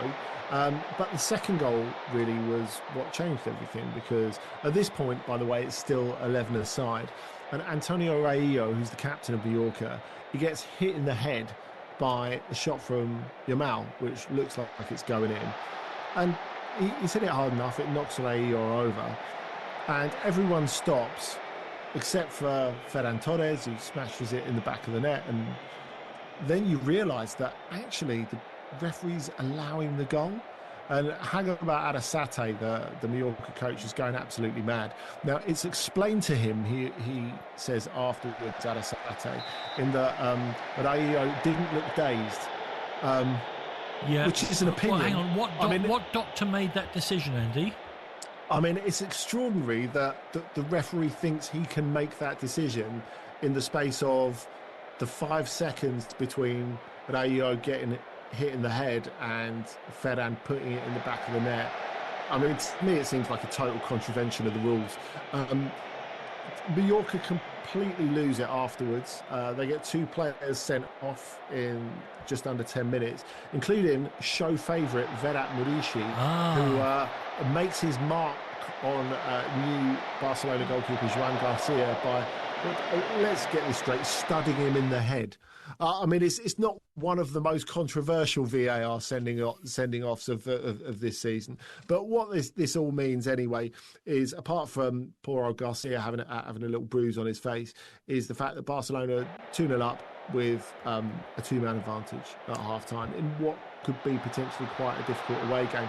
There was a brilliant cutaway shot from one of the directors after the Muriqi red card, and it showed, and you know, we love crying fans, you know, it's part of the television experience, isn't it? So we have this footage of a young Mallorca fan. I reckon he's about 8 or 9, and he's wearing his brand new Mallorca shirt and his like devil's horns hat as well, to get fully into the experience. And he's crying his eyes out, the poor kid. It's really sad. Obviously, it's quite Moorish and compelling at the same time. So the camera stays on him for a while, and after about 10 seconds, this kid, who's only about 8 or 9, starts swearing his head off. And the director can't get him off him quick enough, but by then it's too late, obviously. And anyway, Lamine Yamal scores right at the end, a brilliant goal. Barcelona win 3-0, and despite it looking like they would only have half a team, even the night before the game, they get it over the line. Well, this is going to be my next point. Nico Williams didn't go from Athletic to Barcelona because he was worried about the chaos at the club surrounding the way they register their players, finances and all the rest of it. Marcus Rashford made his debut for Barcelona, so that's good. It means he's been registered. But it must be a sign that Nico was onto something when he's registered at 9:30 on the morning of the football match. 10:30 local time, Danny. Oh, sorry, 10:30. Yeah, you're absolutely right. 9:30 UK time. Yeah, 10:30 their time. Yeah.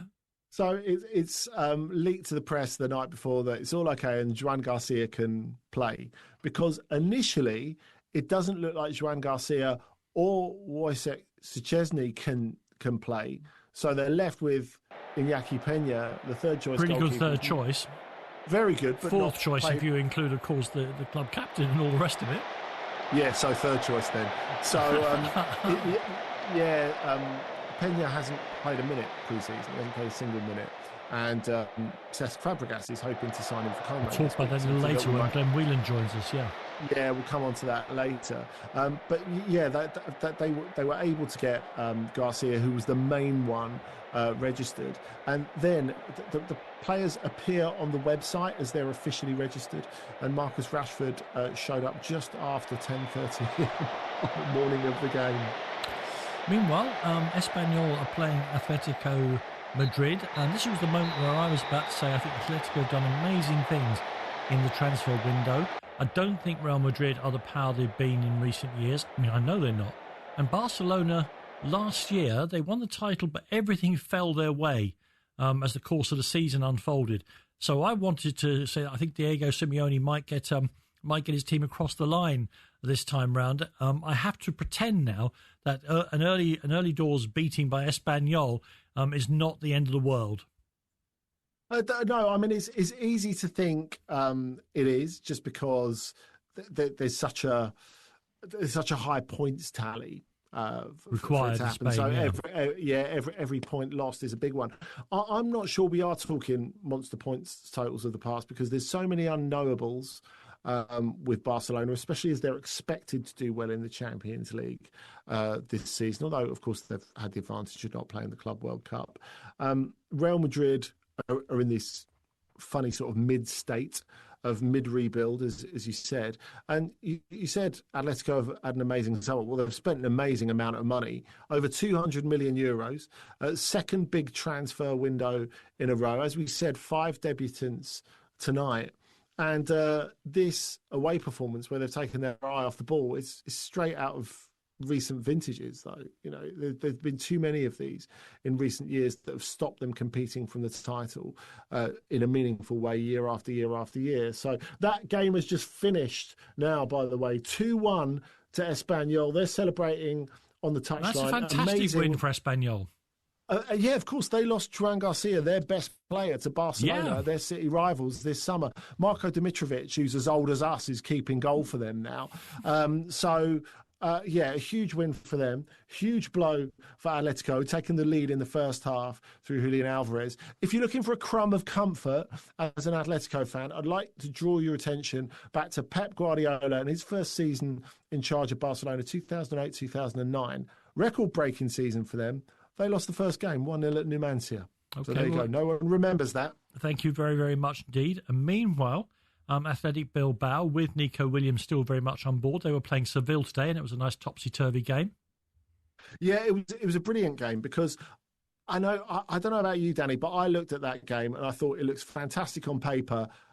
It's going to end up being a walkover, because I think we've discussed at length our fears for Sevilla this season, fears that were perhaps increased when their new coach, Matías Almeida, said in the week that he thinks Roberto De Zerbi is the best coach in the world. Now, look, I like De Zerbi. I'm really on the De Zerbi train. I don't think even Roberto De Zerbi and his family think he's the best coach in the world. No.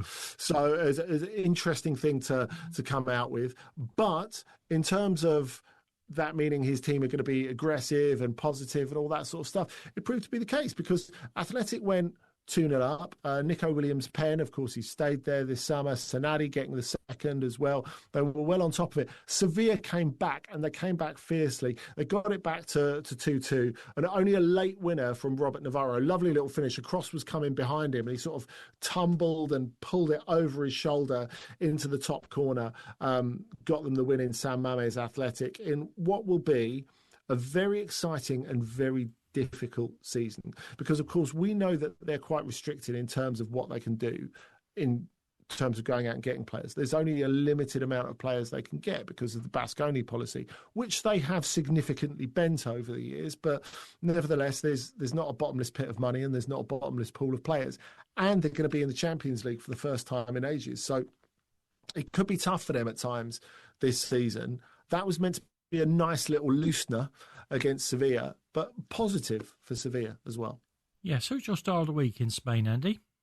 My star of the week, I think, if I'm not incorrect, is going to be from the same game as your star of the week. I've gone for Valencia's Dani Raba, who I loved last season for Leganés. He was brilliant. I wondered if he'd get a move to a big club. Well, he did kind of get a move to a big club, even if they're only a rebuilding team. Of course, Ron Gourlay, the former executive at Chelsea, West Brom, etc. Yeah. He's in charge now of Valencia, and he's talked about it being an incremental effort to bring them back to some sort of prominence. But Raba he was just great to watch last season. I'm looking forward to him playing for a bigger club. Played really well, I thought, in the game against Real Sociedad. Set up the opener for Diego Lopez with a brilliant left foot pass. Nearly scored a winner later on, even though it finished a 1-1 draw, which I believe you're going to pick up on. Yes, of course. And my star of the week is another player who I think could be seeing days at bigger clubs very, very soon. Japanese winger Take Kubo of Real Sociedad, who, as you say, that game ended a draw. Real Sociedad, don't forget, already lost Zubimendi this season, so they won't want to lose Teke Kubo, but he got an absolute banger from outside the box to ensure that draw with Valencia. And Andy, I rarely can tell you anything, but I know because I know that if Spurs don't get Savinho off Manchester City, he's their next port of call. And they won't be the only Premier League club watching this fella, because he appears to have the dynamite. He appears to have the TNT that you need. Thank you very much. That's all the latest from Spain. Next, I'll turn our attention, to use that phrase I overuse, and I really must learn not to football in Germany, where, prepare yourself, it's 31 minutes past 10 on the 17th of August. Bayern Munich have not got their way in the transfer window. Sometimes being a football fan isn't easy. The agony of being 3-0 down with only 10 minutes left to...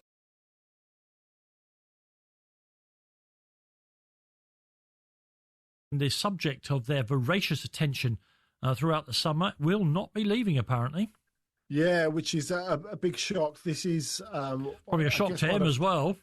Yeah, big time, because this was the major subtext of the Stuttgart Bayern Super Cup, which of course you were at. Yeah, named the Franz Beckenbauer Super Cup, equivalent of the Community Shield that was yesterday. Woltemade played very well, I thought, and played a role that he would probably never have to play for Bayern, like holding the ball up, which people don't think he's that good at. It turns out he's excellent at it. Andrew, that's an interesting point you're bringing up, because the theory was that this Peter Crouch-like figure is going to play off of Harry Kane as a 10 or something. Where did he play for Stuttgart? Up front? Yeah, he did. And because he's got so much to his game, there is that sense that, he could fill in, even though he's a very different player, but for Musiala in the short term. Now, Michael Olise kind of did that yesterday. But Woltemade was proving that he's...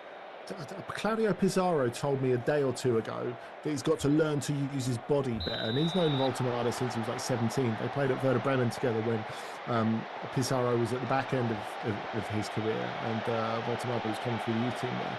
And it looks like he's gone away and done that this summer.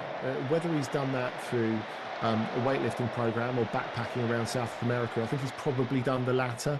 He looks that kind of guy, but it's really worked for him. And I do wonder, actually, because Harry Kane's so effective when he dropped deep, if the two of them play together, maybe it makes sense for Woltemade to play as the 9. But look, we won't be finding out this year, because Stuttgart, having signed him for €0, that's right, €0, because he couldn't get the Werder Bremen team last summer. He's had a brilliant campaign. They won the Cup. He did well in the Champions League. He's got into the German national team, looked very, very good in the under-21 Euros this summer. Was one of the best players there, if not the best player there. And Bayern made it clear they were interested. He turned down every other club who, raised half an eyebrow at him. And Bayern have never been prepared to pay what Stuttgart wanted, which was €70 million. That's right, €70 million.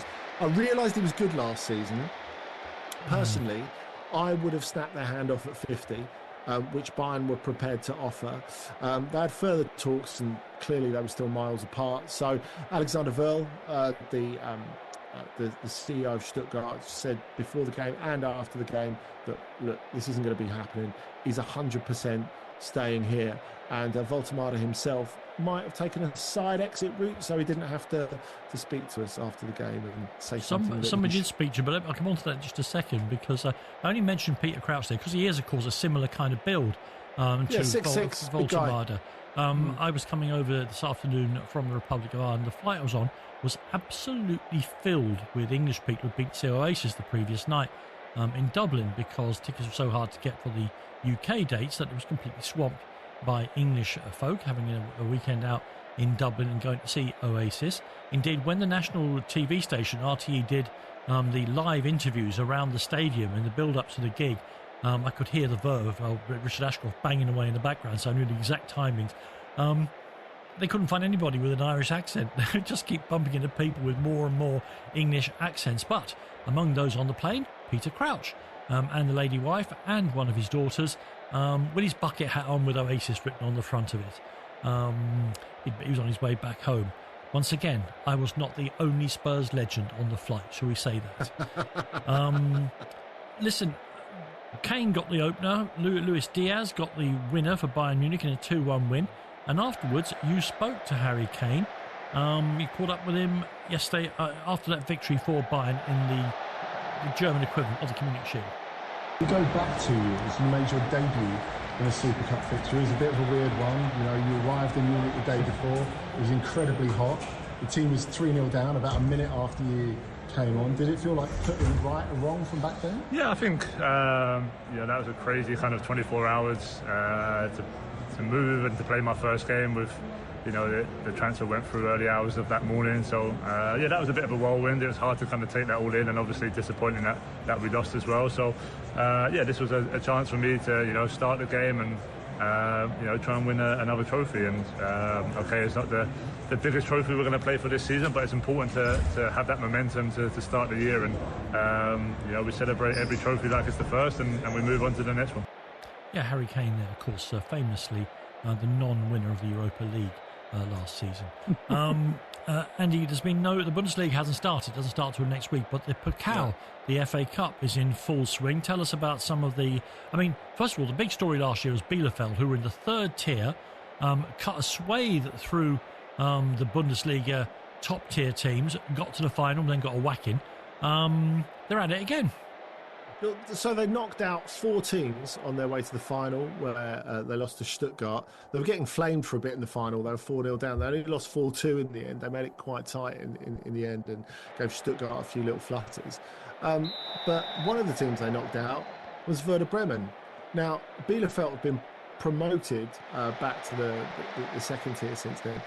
They only beat them all over again. They beat Werder Bremen all over again. So, dreadful start to the season for Werder Bremen and their new coaching staff. Lost a couple of big players, of course, including Marvin Dutch, who went to Birmingham City, as we know. So, the late goal scored in that, absolute choker for them. And Bielefeld are at it again. Unbelievable. But look, there was some other shocks as well, some 4th and 5th tier sides going through. But the real ones to watch that I guess will be of interest to people. Bayer Leverkusen playing 4th division opposition. Sonnenhof Grasshopper.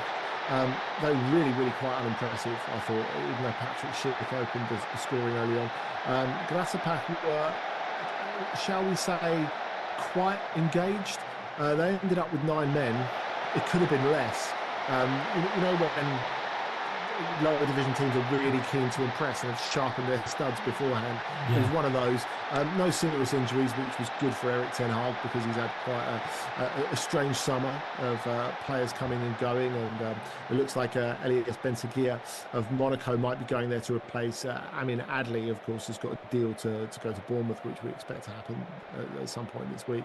But yeah, a good win for them, but they weren't massively impressive. Who was really impressive was Xavi Simons, who, despite all the speculation linking him with a move to the Premier League, with either Chelsea or Manchester City, he's still playing for Leipzig. He started the game at Sandhausen in the third tier yesterday. They won 4-2 after a really tightly fought first half. He played the full 90 minutes. He was brilliant.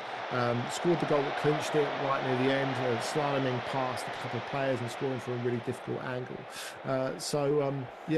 I'm sure he'll end up in the Premier League before the end. But what's really important, I think, Danny, so many of these players who are waiting for a transfer, we see them get horribly out of shape while they're training on their own. You know, Manchester United, I'm not saying he's terribly out of shape, but Šeško's not done a lot of team training, so no. Man United felt they couldn't start him today, for example. Whoever Xavi Simons signs for, he'll be ready to go minute one. You saw it yesterday, so I think that's really exciting for whoever gets him. Yeah, the interesting thing in my mind there, Andy, as you were talking about Sandhausen, what was the other team? The team that Leverkusen played against? Leverkusen played against Sossenbach. Yeah, so teams that I've never heard of. In the last hour of Trans-Europe Express, in about half an hour's time, everybody's heard about Vitesse Arnhem.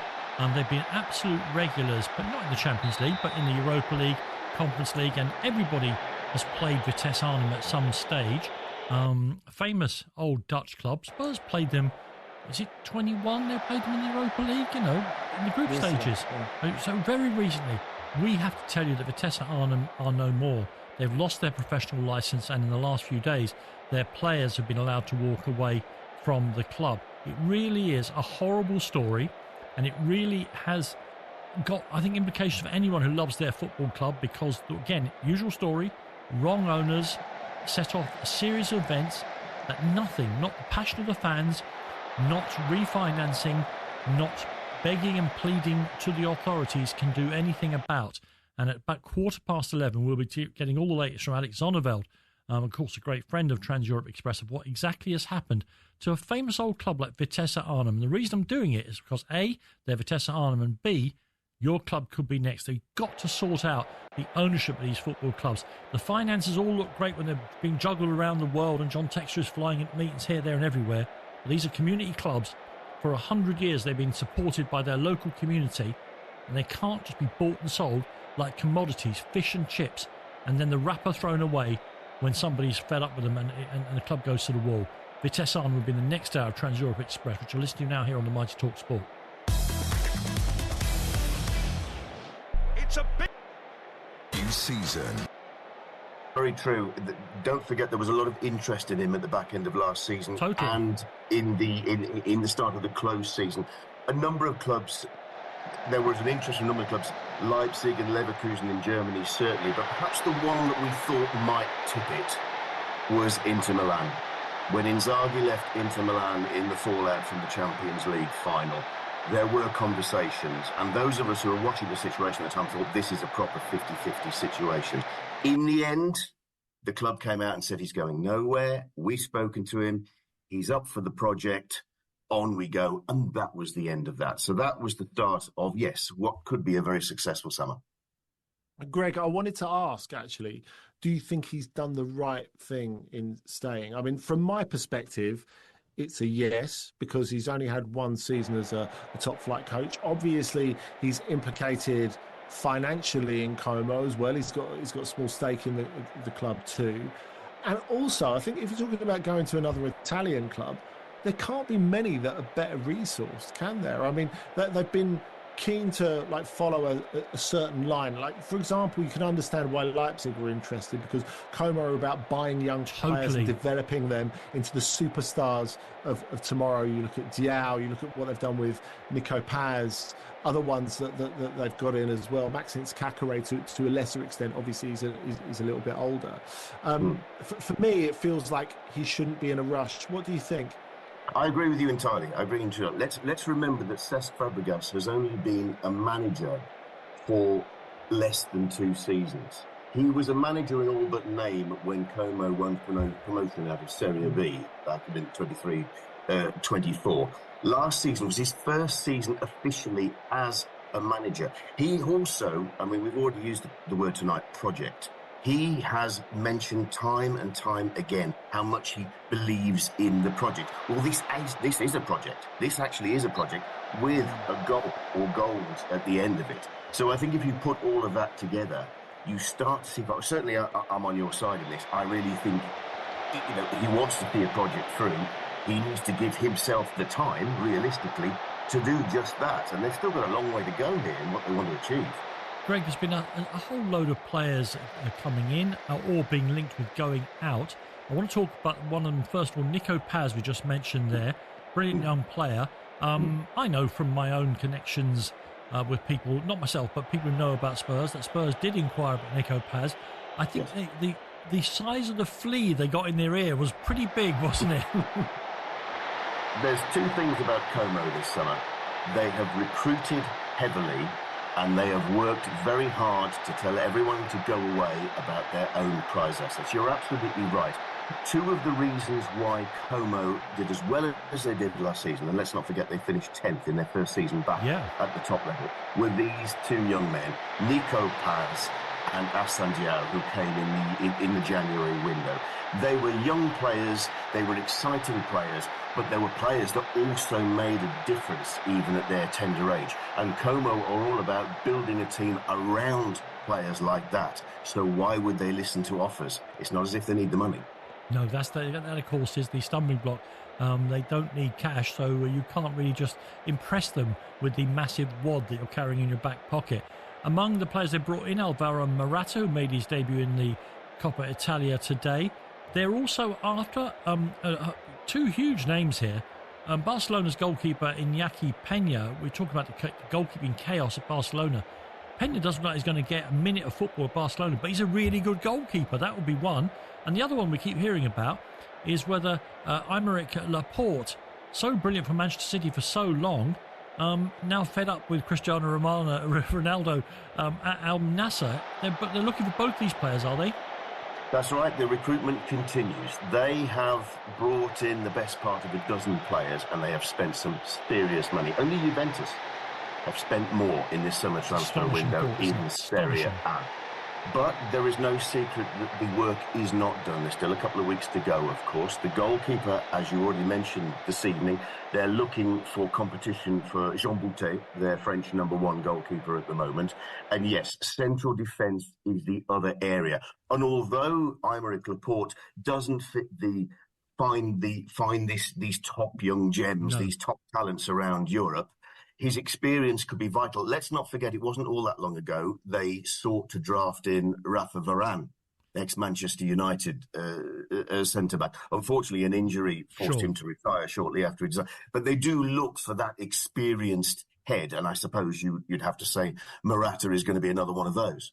I guess that's the interesting thing, isn't it, really, Greg? The fact that we're talking about the Leipzig model, which it appears loosely based on in terms of squad composition, what they're trying to do.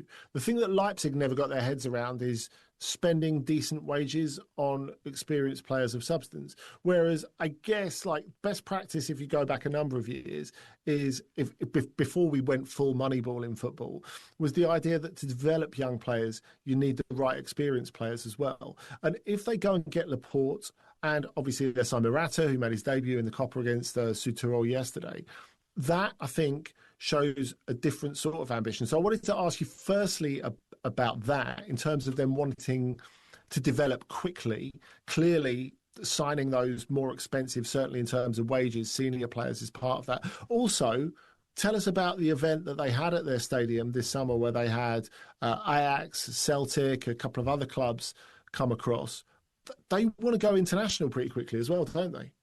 Yes, they do. To take your first point first, just imagine these young lads, these top young lads coming from all over Europe. They come from Croatia, Spain, Belgium, Holland, wherever. Imagine them coming into this environment and having players of this pedigree to work alongside and learn from.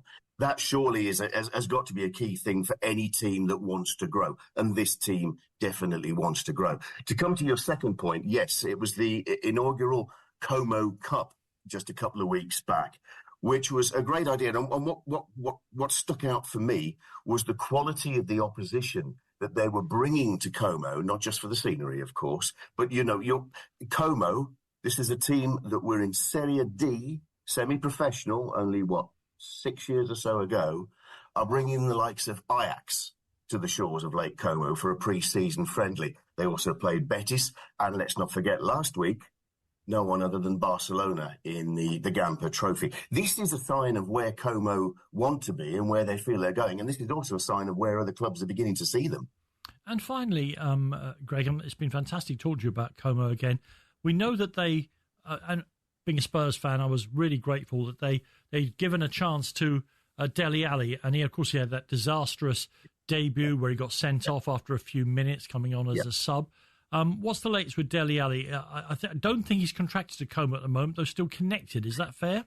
No, he is under contract. He's under contract until the end of this coming season. It was an 18-month deal that he signed back in the January window. So what is happening? You may have seen reports that he's out of favour, if you like, or he's not in Cesc Fabregas' plans. That is true. Sure. But what Como have made clear as well is they are looking for a loan deal for him elsewhere, possibly in the MLS, somewhere like America. Why? Because, let's be clear on this, as Fabregas has been clear, this was not his signing. This was the club's signing. The club saw a reason to bring Dele Alli on board in the hope that Como could help him, rediscover his form, get his career back on track. Yes. Fabregas has said this wasn't me that did this.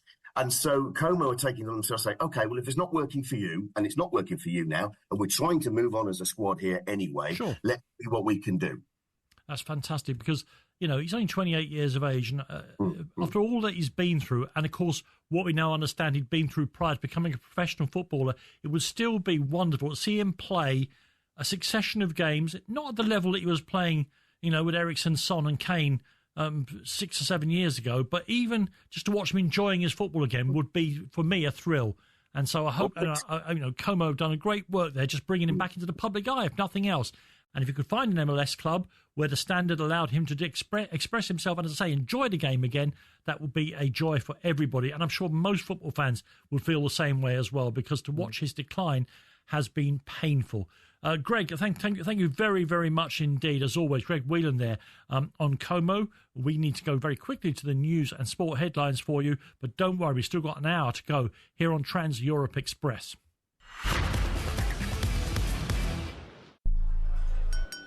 So I'll now hand you over to my best man, Eddie. Wow. Second time's a charm, eh, Billy boy? Oh, God. Substitution courtesy of... New gun. Welcome back to the final hour of tonight's edition of Trans Europe Express. Later in the hour, we'll be joined by Alex Zonneveld to talk about the demise of Vitesse Arnhem. I mean, I can't believe it.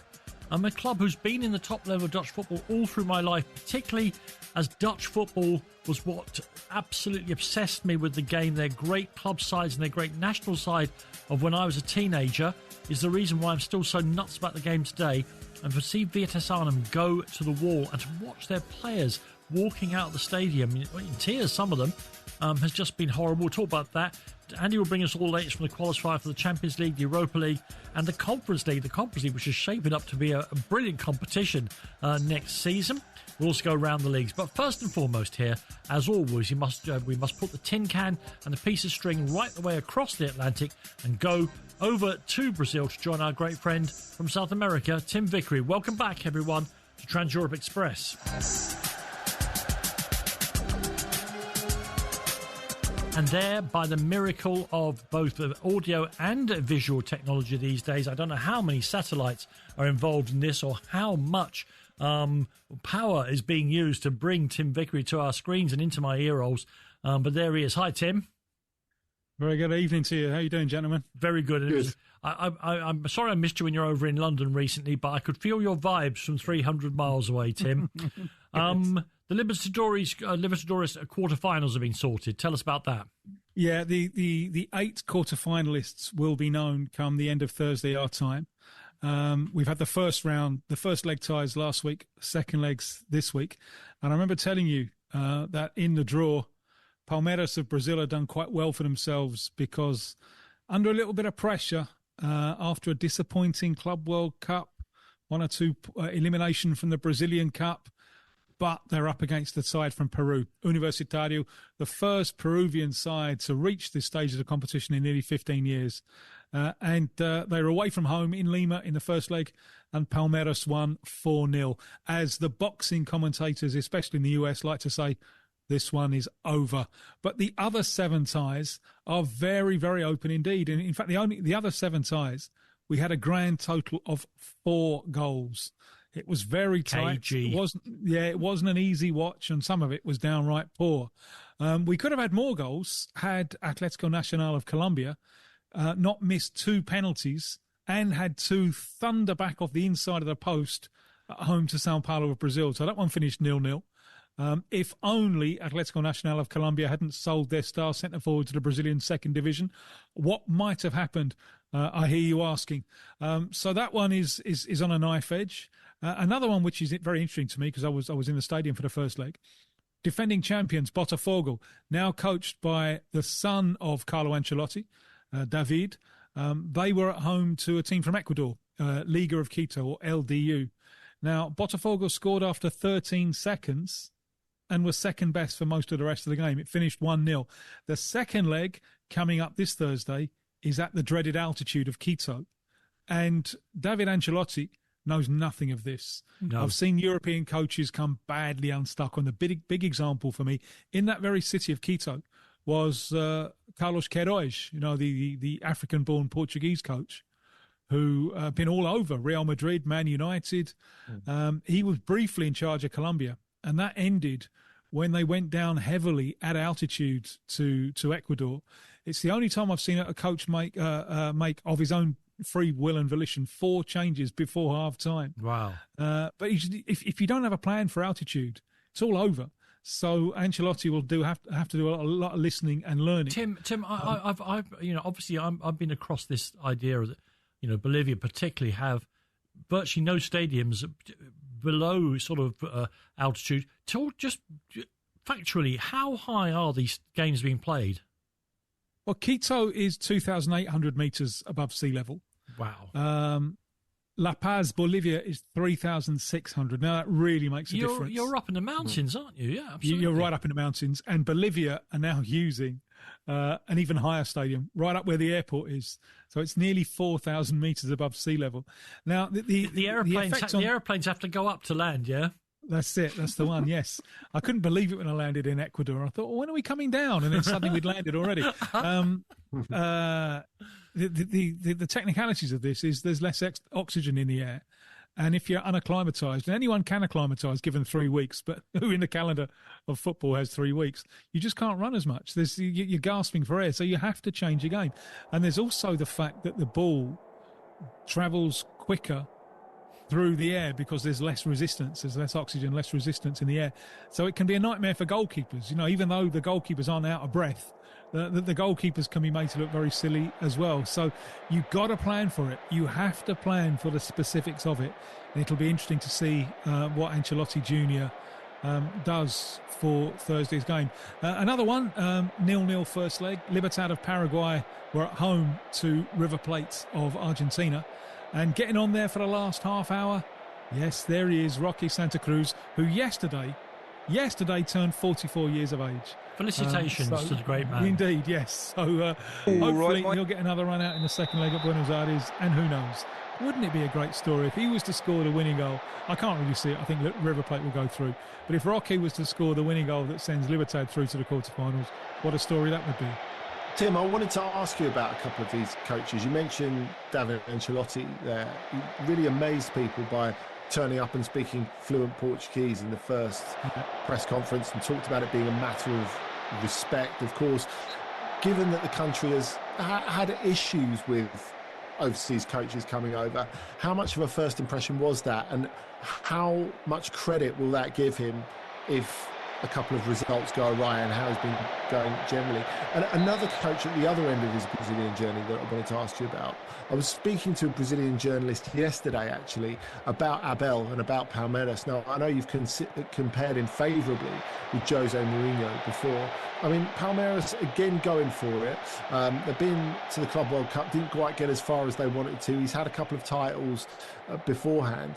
This Brazilian journalist was saying to me that Abel, of course, is arguably the greatest coach in the history of Palmeiras, which is no small thing. But that maybe he stayed a little bit too long. Where do you stand on that? Yeah, I agree. It's so tiring. I mean, we got Leo Jardim, who's over here now, doing pretty well with Cruzeiro. He's only been here like 3 or 4 months, and he's already saying, I can't take any more. He's already said, I won't coach any other club in Brazil. And I'm already just burnt out by it, because it's not only the number of games, it's the amount of travelling you have to do between games. So, to stay 4 or 5 years in Brazil, as Abel has done, it's equivalent of 15 years somewhere else. And there is a feeling of the end of the party, I think. They didn't win a serious title last year. And they're out of the Brazilian Cup. They're okay in the league, but okay-ish. If they don't win the Libertadores, and I think he's clearly coming to the end. They've also gone out and spent quite a lot of money, and they've spent quite a lot of money on attacking players. He's got a lot of shiny attacking toys to play with, and I don't really think it's his game. I think he would rather cover up and grind his way out of results. On Ancelotti, yes, it was very impressive to see the Portuguese that he was speaking. Will that protect him? Not a bit. not a bit. No. It's entirely results. For example, the Santos fans, hopefully we'll get to this in a minute, were calling today for Sampaoli. A little fellow who's so successful with Chile, so unsuccessful with Argentina, has had a roller coaster of a career. He's been one of those Argentine coaches who's come in and just not bothered. And some of them just don't make the slightest effort to speak Portuguese. They'll just do everything in Spanish. And even so, that the fans were calling for him. So it's an entirely results-driven thing. Ancelotti Junior is going to have to grow up quickly, because he's got the job of a team that are the reigning Brazilian and South American champions. They don't have quite the money that they did when they achieved those things, but really the only way is down, and it's going to be difficult for him, I think, starting on Thursday with this game at altitude. Tim, I'll come back to altitude in a second, but I want to get through some of these stories because they're lovely. Fans of Manchester United will remember Marcos Rojo defending in the red shirt. Tell us about his current shirt and the issues with that. Yeah, he debuted for his new club in the Libertadores for Racing in midweek. They went down 1-0 to Peñarol. And he was with Boca Juniors. He's just left them and come to Racing. And that was his first game. And he can't have his surname on the shirt. Why is this? Yeah. Well, Racing, it's one of the fiercest and closest derbies in world history. Racing and Independiente. They're just on the same road, one next to each other. And so, the proximity plays a part in the rivalry. And Racing wear shirts that are a little bit like the national team of Argentina, light blue and white stripes. Independiente, their hated rivals, they wear, Danny, the dreaded red. Now, what does rojo mean in Spanish? It means red, yes. So he's not allowed. The club will not let him. Oh, that is too good. Yeah, they won't let him be, Mark Red. He can't do it. So he's only Marcos, and sometimes an R, I think, on the back of his shirt, because there is no red. There is no red at Racing. Of course, any pettiness in football I love, so that's really, really good. The other thing I love sometimes, I guess, is longevity. So tell me about the Fluminense goalkeeper, Fabio. Yes, I was in the stadium on Saturday when he equalled Peter Shilton's record in the Guinness Book of Records, 1,390 professional games in goal. And he's going to break it on Tuesday night in a Sudamericana Europa League equivalent game. Now, Fabio is an amazing story. I mean, he's 44. He's not finishing anytime soon. He's got a contract with Fluminense now. It's extended to the end of next year. And he's doing it. And the amazing thing about him is he's been at the top level for all this time. He's never played for Brazil. He was backup keeper in the Confederations Cup in 2003. Wow. He was backup keeper he was World Under-17 champion in 97. He was backup keeper in the Copa America squad of 2004. He's been on the bench for a few friendlies, although not for many, many years. But he's never played for Brazil. And, personally, I think it would be great public relations from Carlo Ancelotti just to bring him on. Absolutely. For the last few minutes of a game. But some would go further. Andy, you will well remember the name of Felipe Melo, the former Brazil midfielder, played in Italy, played in Turkey, until last year was playing in Brazil as a teammate of Fabio's. And Fabio had a terrific Club World Cup. And Felipe Melo actually went to social media to say, forget about the age, put him in the Brazil side. So not as a kind of charity thing, but because he's still extraordinary. He reminds me a little bit, the whole saga reminds me a little bit, Dan, of Clemens and Shilton. Right. With him and Julio César, because they were contemporaries. And Julio César was the more physically built one. He was the Shilton. Yeah. Fabio is live. Reminds me a lot of Clemens. Right.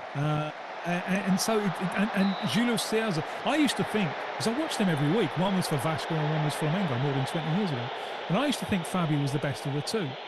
But he just lost form and focus at a vital time. And Julio César got the move, to Inter Milan and so on, and went on to be a goalkeeper for a long time for Brazil. Although, given the way that his 2 World Cups ended up, he probably regrets some of that. But Fabio never quite got it. You know, he was there and there. He's played for giant clubs now for years and years and years. But where, you know, for England, it was Clements and Shilton alternating until Ron Greenwood went for Shilton, and then it was Shilton's for years. With Brazil, it was a conclusive win for the Shilton figure, Júlio César, and Fabio never quite got his chance. But this is his revenge. You know, as of Tuesday, he will be in the Guinness Book of Records as the player with most games, and he's going to add plenty more. And in part, so many games is a testament to just the amount of games that you play in top-class football in Brazil. But on and on he goes. Tim, let me ask you one very quick one. Given that he was fantastic in the Europa League final, I'm talking about Richarlison now, given that he was excellent in the Super Cup final, given that he scored a worldie for Spurs against Burnley, is there any chance, if he keeps fit and plays well for Spurs, they get back into the Brazil squad? Oh, yeah. Ancelotti loves him. And he called him up in June. Loves him. And very significant, Richarlison, I think, suffered enormously from 2021 when he played the Copa America and the Olympics. Never been the same player since. Richarlison himself was saying, going into Burnley game, I've had a good pre-season for the first time in years. I'm ready and raring to go. Yeah, Ancelotti loves him. So this battle to be Brazil's number 9. Of course he does, yeah. Of course he does. Indeed, yeah. This battle. And Ancelotti, I think, at one point was seriously thinking about taking him to Real Madrid. So Richarlison is well in this fascinating battle to be Brazil's number 9. Tim, it's always a pleasure, and it's been a joy tonight. Thank you so much indeed. Tim Vickery there with all the latest from South America. Next, we'll be joined by Alex Zonneveld, another legend of Trans-Europe Express, to tell us about this. It is nothing, if nothing less, it's a terribly sad story. I also think it's a very illustrative story, the demise of Vitesse Arnhem in the Netherlands.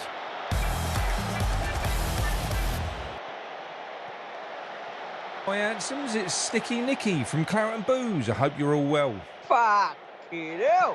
Yeah, as we know, Callum Wilson's set to be joining. It's been reported all week, but now TalkSport and Dharma Chef has picked it up on Sky Sports as well, and now we're just waiting. We're waiting for the man that we all love to sign. I've got as stubborn of you. Listen. You might say it's better than the Lego character, but I am one sexy Lego character as well, isn't it? Let's be honest. Fuck. That is the bollocks, yeah. And do you know what? I know people might be getting a little bit bored with that intro now, and it does need freshening up. But do you know what? Crack the whip on Tony in the chat. He's in there. He's made a new one. It's brilliant. But he's put a banner across it with sbout.co.uk the whole way through it. So he's got to go back and edit it. And then there'll be a new one. But yeah, when you're ready, Tone. When you're ready, right? There's no fucking rush. Do you know what I mean? Taking a piss. It took him 2 years to build up his fucking shed. He actually has, isn't it? He has. But John, how you been, mate? Anyway, before we start getting into the doom and gloom of West Ham, you been all right? Yeah, good, mate. Obviously, still in and around, but just been extra busy. Like my daughter's going to Canada for a year, so I said, right, new season, new start. I was fairly happy with pre-season. I thought it was good. We saw a few kids. Potts seemed to have gained a lot of trust from the management team. He was starting, he was doing well. And then, first game of the season, against a team who had 7 new players to the Premier League, I think it was, or something. No, only 2 of their starting 11 have had Premier League experience. Granit Xhaka and one other. Right, season. But they were new to that team, though. It was a new team. They were new to that team. So there's 11 new players, yeah. My point is, when I saw that Potts weren't on the team sheet, it pissed me off because I just thought, Potter, right, Mr. Graham Potter, I've backed you a little bit. I've said clean slate. I've been getting a lot of stick for saying no clean slate, right? What the fuck was that? I mean, the kid, he's not a kid. We call him a kid. He's 22. We keep saying the kid, right? But that's figure of speech. He's played so well. We've all been lauding him. He's been lauded by Potter and players alike. I mean, there was a media video the other day in talking to the West Ham squad saying who's going to have a breakout season. And a lot of them said him. A lot of them mentioned him, right? Yeah. And yet, first game of the season, he's been dropped. But not only been dropped, he's been dropped for a player who, we're told, is on his way out anytime soon. Yeah. A player that, runs like he's running through mud. So where's the sense of loyalty there to a kid or player who's done so well for you, who's come into the team. He's had 2 seasons on loan, last season in the Championship. He's played men's football now for a long time. It just baffled me. And he looks ready, John, to me. He is from what I've seen ready. of Potts. There's no looking ready. We've seen him play. He's ready. And at the end of the day, in the past, I've said that kids have got to get a chance and all that and bed them in slowly and all that. He's ready. Potter knows he's ready.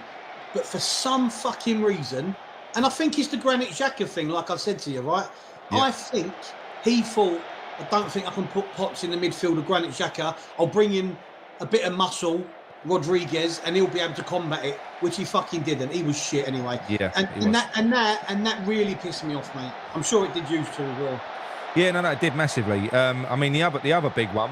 I'll go to you, Mick, and then we'll have it. Before we do, what were your thoughts on that, on the lineup, Mick? Just in midfield, with the exclusion of Potts. Terrible. I can't understand. You know what, like John was saying, I can't understand why we put Roddy in when we're looking at selling him. Well, what if he got a fucking injury? We're supposed to have had $6.5 million on the table for him. Yeah. Yeah. Well, anyway, regardless, whether he was going to go or not, or you know, whatever, he shouldn't have been starting for me. It should have been Potts all day long. I never thought he would be, though, to be fair to you. When I was speaking to people and they were talking about their lineup, like obviously before the game, and people were saying Potts would start, and I said, no, I just can't see it. I don't think it'd be Potts. I was surprised. I thought it would be Souček rather than Roddy, to be honest with you. But yeah, I had no faith that he would play or start Potts. I thought he might have brought him on, but I was really surprised he didn't. But why did you not have any faith that he'd start Potts, considering how much he's played through pre-season, though? Well, what I mean is, why would the manager... season, John? What? I know like Potts weren't here, but what we saw last season of him in the youth, and the minute someone like Scholes had a bad game against the best right winger in the world at the time, he just fucked him off completely. Didn't play Guilherme, so I've got no faith that he will play the youngsters that are coming through. The only one is the youth who he's actually bought. I get what you're saying, but my point is, Potts hasn't had a bad game to be dropped, has he? No, absolutely not. No, I know. No, there's no sense in it. There's no sense in it. But it makes sense to start Potts, and Potts should have definitely started. I agree with that. But I had no faith whatsoever in Potter as a manager that he was going to choose Potts, because to me he's a safe pair. He's just let's play safety first, and that's going with the experience. Although they were shit. I mean, there is only one player that I could have half tolerated him being dropped for, and that was, I probably wouldn't have argued if he'd have put Alvarez in. Yeah. If he'd have put Alvarez in there, you can't complain then. But to put Rodriguez in there was shit. And the other one that I think you touched on as well. Now look, I ripped into him. I did. Feel a bit bad for doing it because he's a new player and he had a nightmare debut, and that's a new keeper, Hermansson. I'm not happy with what I feel like he's going to bring to the team. But that aside, he's our new player now. We've got to get behind him, you know, and I hope he's a lot better than what he fucking demonstrated he was there. I'm sure he will be. But the way he's done this, John, that's... Live stream. It's us. Just making a little podcast for you on a Sunday night. Woohoo! Going to tweak some buttons here. Didn't hear any of that music, though. Yeah, Adrian, you were all over Man United Arsenal. It's a tough watch. Okay, Adrian, you're also now a YouTuber. Yeah. In your own right. I know, it's exciting, isn't it? It is. Tell us about your can't channel. Believe it. Well, I just thought, let's have a go this summer. Let's make a channel. So yeah, I've just been talking about Arsenal and different days, same theme. So, I you know, we there's some cross pollination there. We have Tim Spears on the debut show. The league needed that as well as all of us. Excellent. Adrian, there was so much to enjoy, wasn't there? There was new faces, new music about the new season. It's the first use of the new year. So as of this season, 2026 is now a reality. And I find that exciting when you first start talking about season 25. It's the ultimate damnation with faint praise, or from COCOMs. They say, well, you know, it's too early to be making snap judgments, and then go into absolutely laying into the team that they're watching. Pat Nevin did it in Rowe. including the pre-season matches, and thus needing late strikes from Chiesa and Salah to secure the 3 points. And there were draws for Brighton and Fulham, and Villa and Newcastle, and of course, yes, Chelsea and Palace. All right. Leeds going to be up against Everton on Monday night at Ellen Road, which could see a possible Toffees debut for Jack Grealish and maybe also for Leeds, Dominic Calvert-Lewin against the club he's just left. So that'll be exciting. Anyway, that's to come. Hopefully it bucks the downward trend that Matt was just referencing. Let's begin, though, with the nadir so far, which was Man United Arsenal. And then a bit of comms. Is it Calafiori with the goal? Yep. It is. Lovely stuff. Thank you, Charlie. Okay. Ricardo Calafiori there from the Declan Rice corner. Arsenal winning. But if it wasn't for the 3 points dropped and the fact that he generally seems quite a miserable guy, you'd say Ruben Amorim would be the happier man at the end of this game, would you, Adrian? Oh, happy with the performance. Yeah, Manchester United deserved probably to win the game, didn't they? This was not a good performance from Arsenal. But if we start with United, they were more aggressive, which was good. They made life much more uncomfortable for Arsenal than they have done in recent visits to Old Trafford. And Burmo and Cunha have obviously upgraded them, and I think both had some really good moments in the game. I mean, they were finding Burmo a lot, weren't they? Particularly in that first half. I still think the central midfield is garbage, really. Without the ball, I just think they're so easy to play against. It's crazy. Even Arsenal playing, I would say this was a 3 or 4 out of 10 Arsenal performance. Right. Even playing at that level, sliced through their midfield on numerous occasions. You think Ødegaard, how many times Ødegaard got the ball in the little pockets with space to run forward. So they just didn't make best use of it. So there's work to do, but they look punchier this time around, don't they? Amazing stat the producer Charlie mentioned, Matt. 22 shots for Man United, which is the most the Red Devils have had against Arsenal since they beat them 8-2. Yeah, and you can take comfort from that, and you can say that David Raya played well, and Burmo and Cunha, when they settle into their new team, then maybe they'll be able to hit the target rather than hit the goalkeeper or shoot wide. But it's the midfield that's the issue, right? This is what we were speaking about on the preview from the Athletic on Friday, that they've spent £200 million on attacking players. We also talked about it, just to mention, on our Thursday show. Great. Yeah. But both good podcasts. A day early. But yeah, we're in the final year of Casemiro's massive, bountiful contract, aren't we? And he probably wasn't the biggest issue for United today, but certainly at that age, he made things much easier for Arsenal to kind of work around him, I think. And it does feel strange that that's been so neglected, that area of the pitch for them, whether they think that Ugarte is still going to come good at some point. Well, I thought Ugarte put in a truly dreadful substitute performance in what was a promising display for Manchester United overall. But I do think without the ball, I think there are still big improvements to make for United. You worry about the midfield. You worry perhaps about the man who took Onana's place between the posts. Ruben Amorim confirming before the game that both Onana and Højlund were fit, but were not going to be taking any part in the match against the Gunners, who won with a goal, which I think Bayindir, by popular consent, had some kind of culpability for. Yeah, definitely. I mean, they were probably asking for a foul, but there wasn't a foul there. I think Saliba was there. They were sort of all bundling each other. Saliba was actually maybe fouled himself. He messed it up. Not in Gary Lineker sense, I hope. No, definitely not, no. Right. But yeah, Calafiori couldn't miss. And Calafiori, actually, I was pleased with the selection because I think inside both boxes, he's obviously got the height.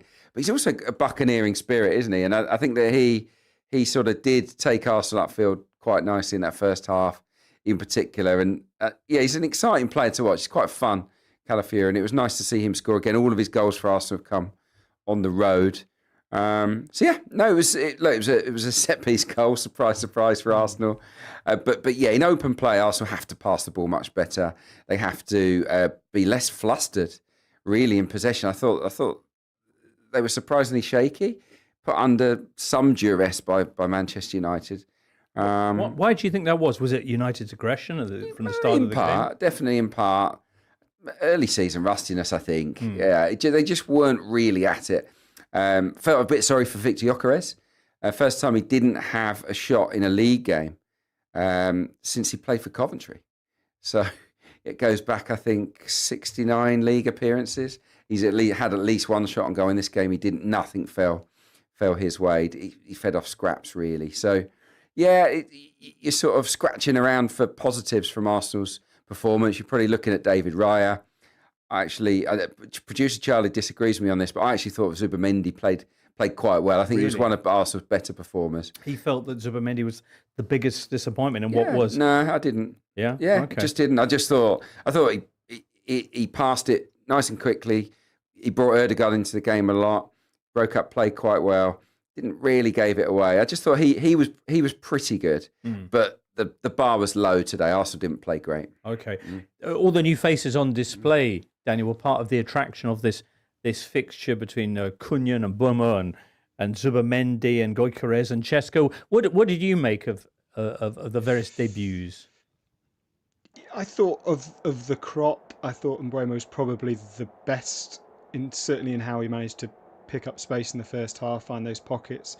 My concern for Manchester United is, I think there's a way they had 22 shots, as you mentioned earlier, which is the most in a long time against Arsenal. But the total XG was only 1.6, which very basically suggests that they had lots of shots, but not very many big chances. They didn't have a single big chance as defined by Opta. And I just worry, maybe Sesko changes that when he settles in, and they will hope so.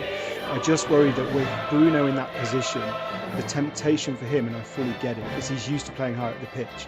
So Manchester United having lots of the ball and lots of shots, but not creating big chances. If you're Bruno Fernandes, you think, well, all I need to do is go 15 yards higher up the pitch here, and I can be the one to create a big chance. And he probably will. But that then leaves Manchester United being broken on, and Casemiro, if he's going to be first choice, is not the guy to be a one-man midfield. And I think what disappointed me most about Arsenal actually was how they didn't make the most of those counter-attacking opportunities. The run or the pass just seems slightly off or slightly slowing down the move.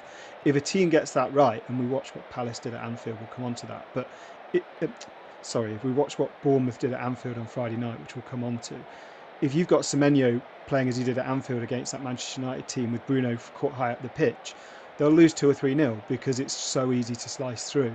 That's my concern. Maybe Sesko, that presence in the box. It felt like for the lot of the game, Manchester United had not enough players in central midfield and also no players in the penalty box. And I was trying to kind of work out where all their players were. Again, maybe Sesko changes that. He is certainly a presence, but he'll need to be. Maybe 1 or 2 other players might change that, whether it's Belabor out of Brighton or Adam Wharton from Crystal Palace or somebody else for the midfield. Early doors anyway for Man United, but 3 points for Arsenal. Sunday's other games were both played at 2 o'clock. Chelsea's goalless draw with Crystal Palace and Forest 3-1 win against Brentford. Matt, you were at Stamford Bridge for the goalless draw, which did see a brilliant free kick from Eberechi Eze, which was disallowed for reasons. Can you explain those reasons? I'm not familiar with Law 13, pretty obvious, isn't it? Apparently, and I wasn't until Darren England came on the mic, which is the first time I've been in a stadium to hear the referee talk, which was kind of fun. But Mark Gurhey, who was trying to move a Chelsea player out of the way, ended up getting too close to the original wall. So you have this thing nowadays where there's a wall here, opposition players can't be too close to it, so they often form a separate wall.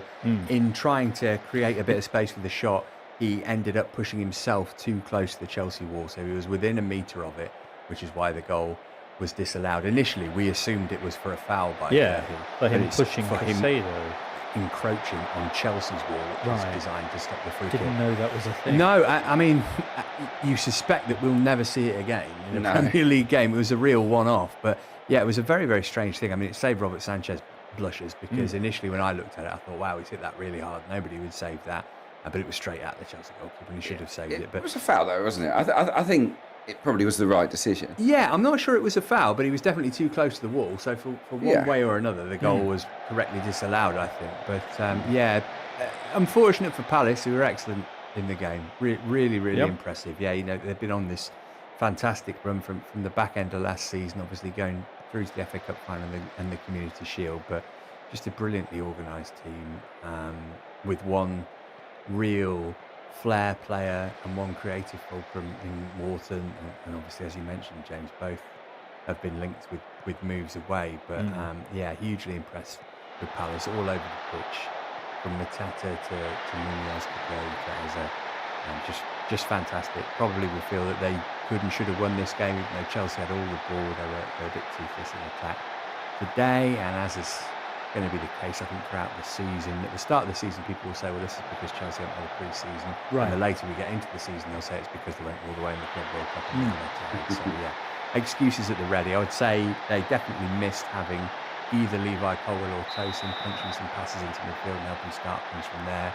Cole Palmer pretty anonymous today in this game. And yeah, Palace just really effective at shutting down Chelsea, and will be disappointed that they didn't win the game. But for what has been one of the most one-sided fixtures in Premier League history, I think Chelsea won 13 on the spin against Palace. Now they've failed to beat them 3 times in succession. So a bit of a redressing of the balance there. Wow. Colin Miller pointing out, as you were referencing, Crystal Palace's last 10 games have included Arsenal away, Liverpool away, Chelsea away, Spurs away, an FA Cup semi-final against Villa, an FA Cup final against Manchester City, and a Community Shield against Liverpool. And in those 10 games, they are unbeaten and have won 2 trophies. Oliver Glasner, ladies and gentlemen. Daniel, were you able to see much of this game? No, you were watching... Yeah, I watched...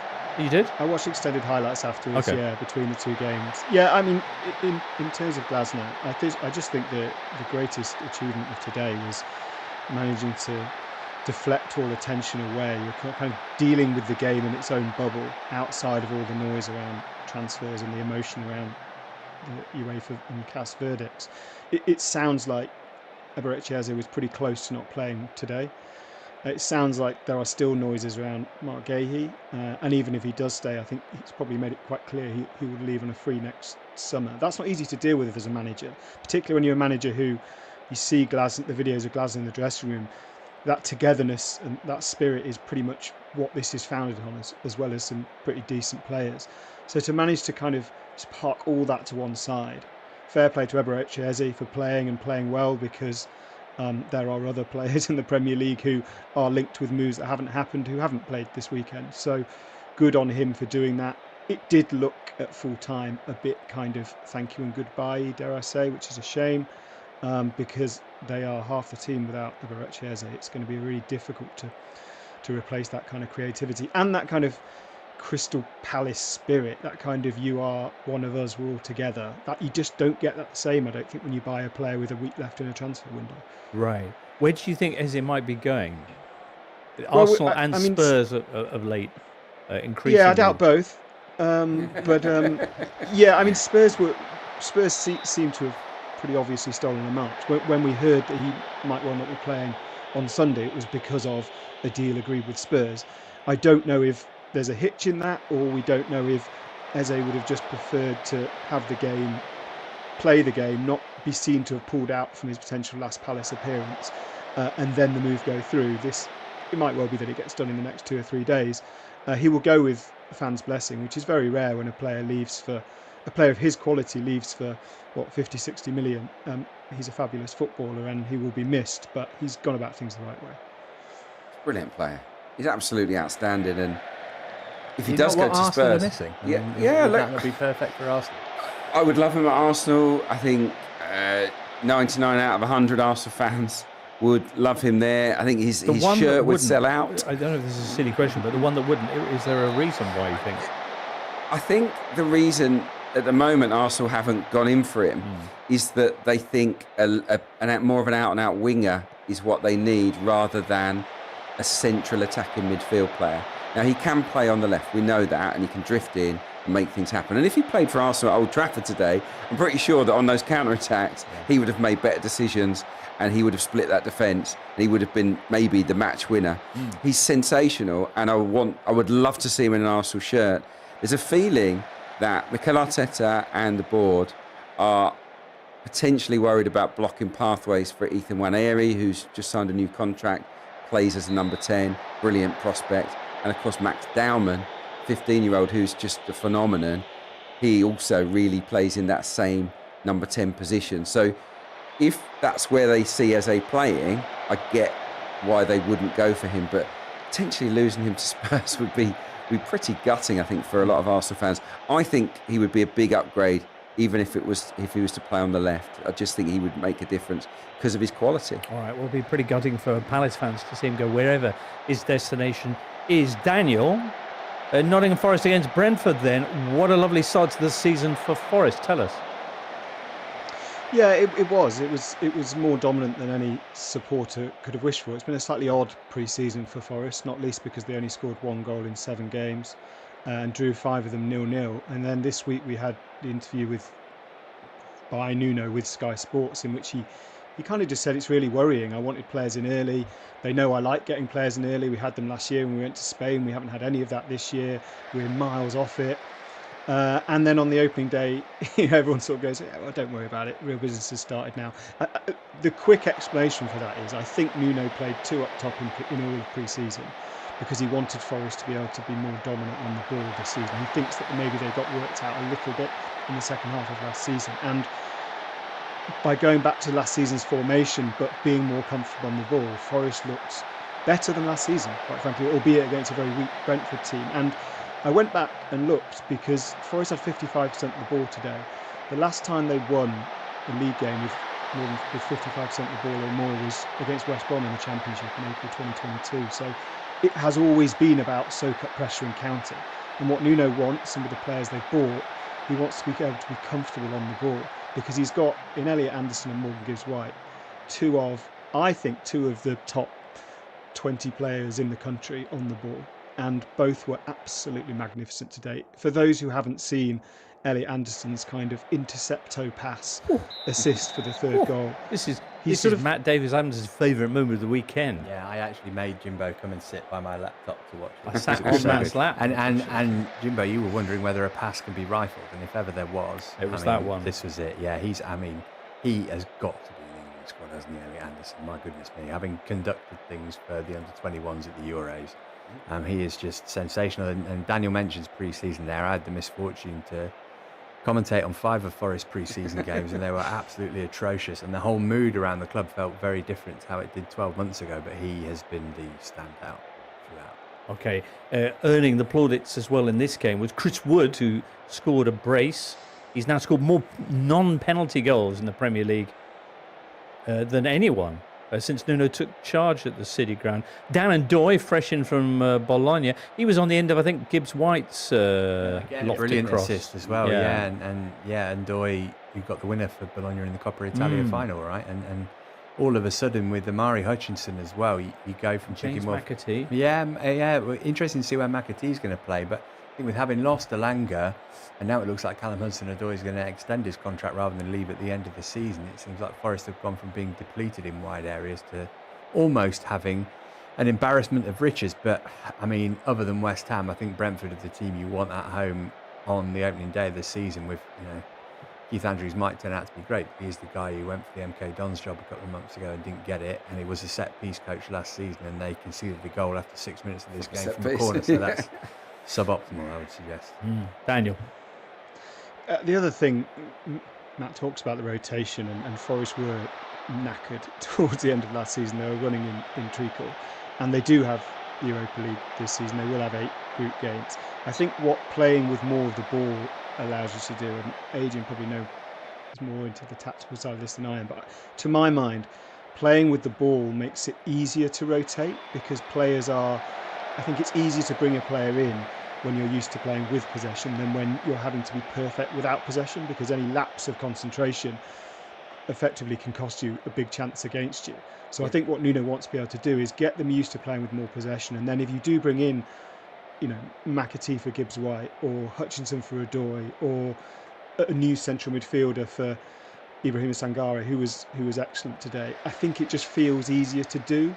And Forest see themselves now, rightly or wrongly, as a team that can dominate against weaker teams in the league, and Brentford seem to be one of those weaker teams. So for various reasons, this felt like a pretty important afternoon at the City Ground. As Matt says, there was some negativity, but early goal and suddenly everyone takes a breath. And some of the kind of one-touch play between Gibbs-White and Anderson and Hudson-Odoi on that left-hand side was like, it was football that Forest didn't produce last season, because last season was all about 3 passes from our own box to the opposition box. This was more, I'll get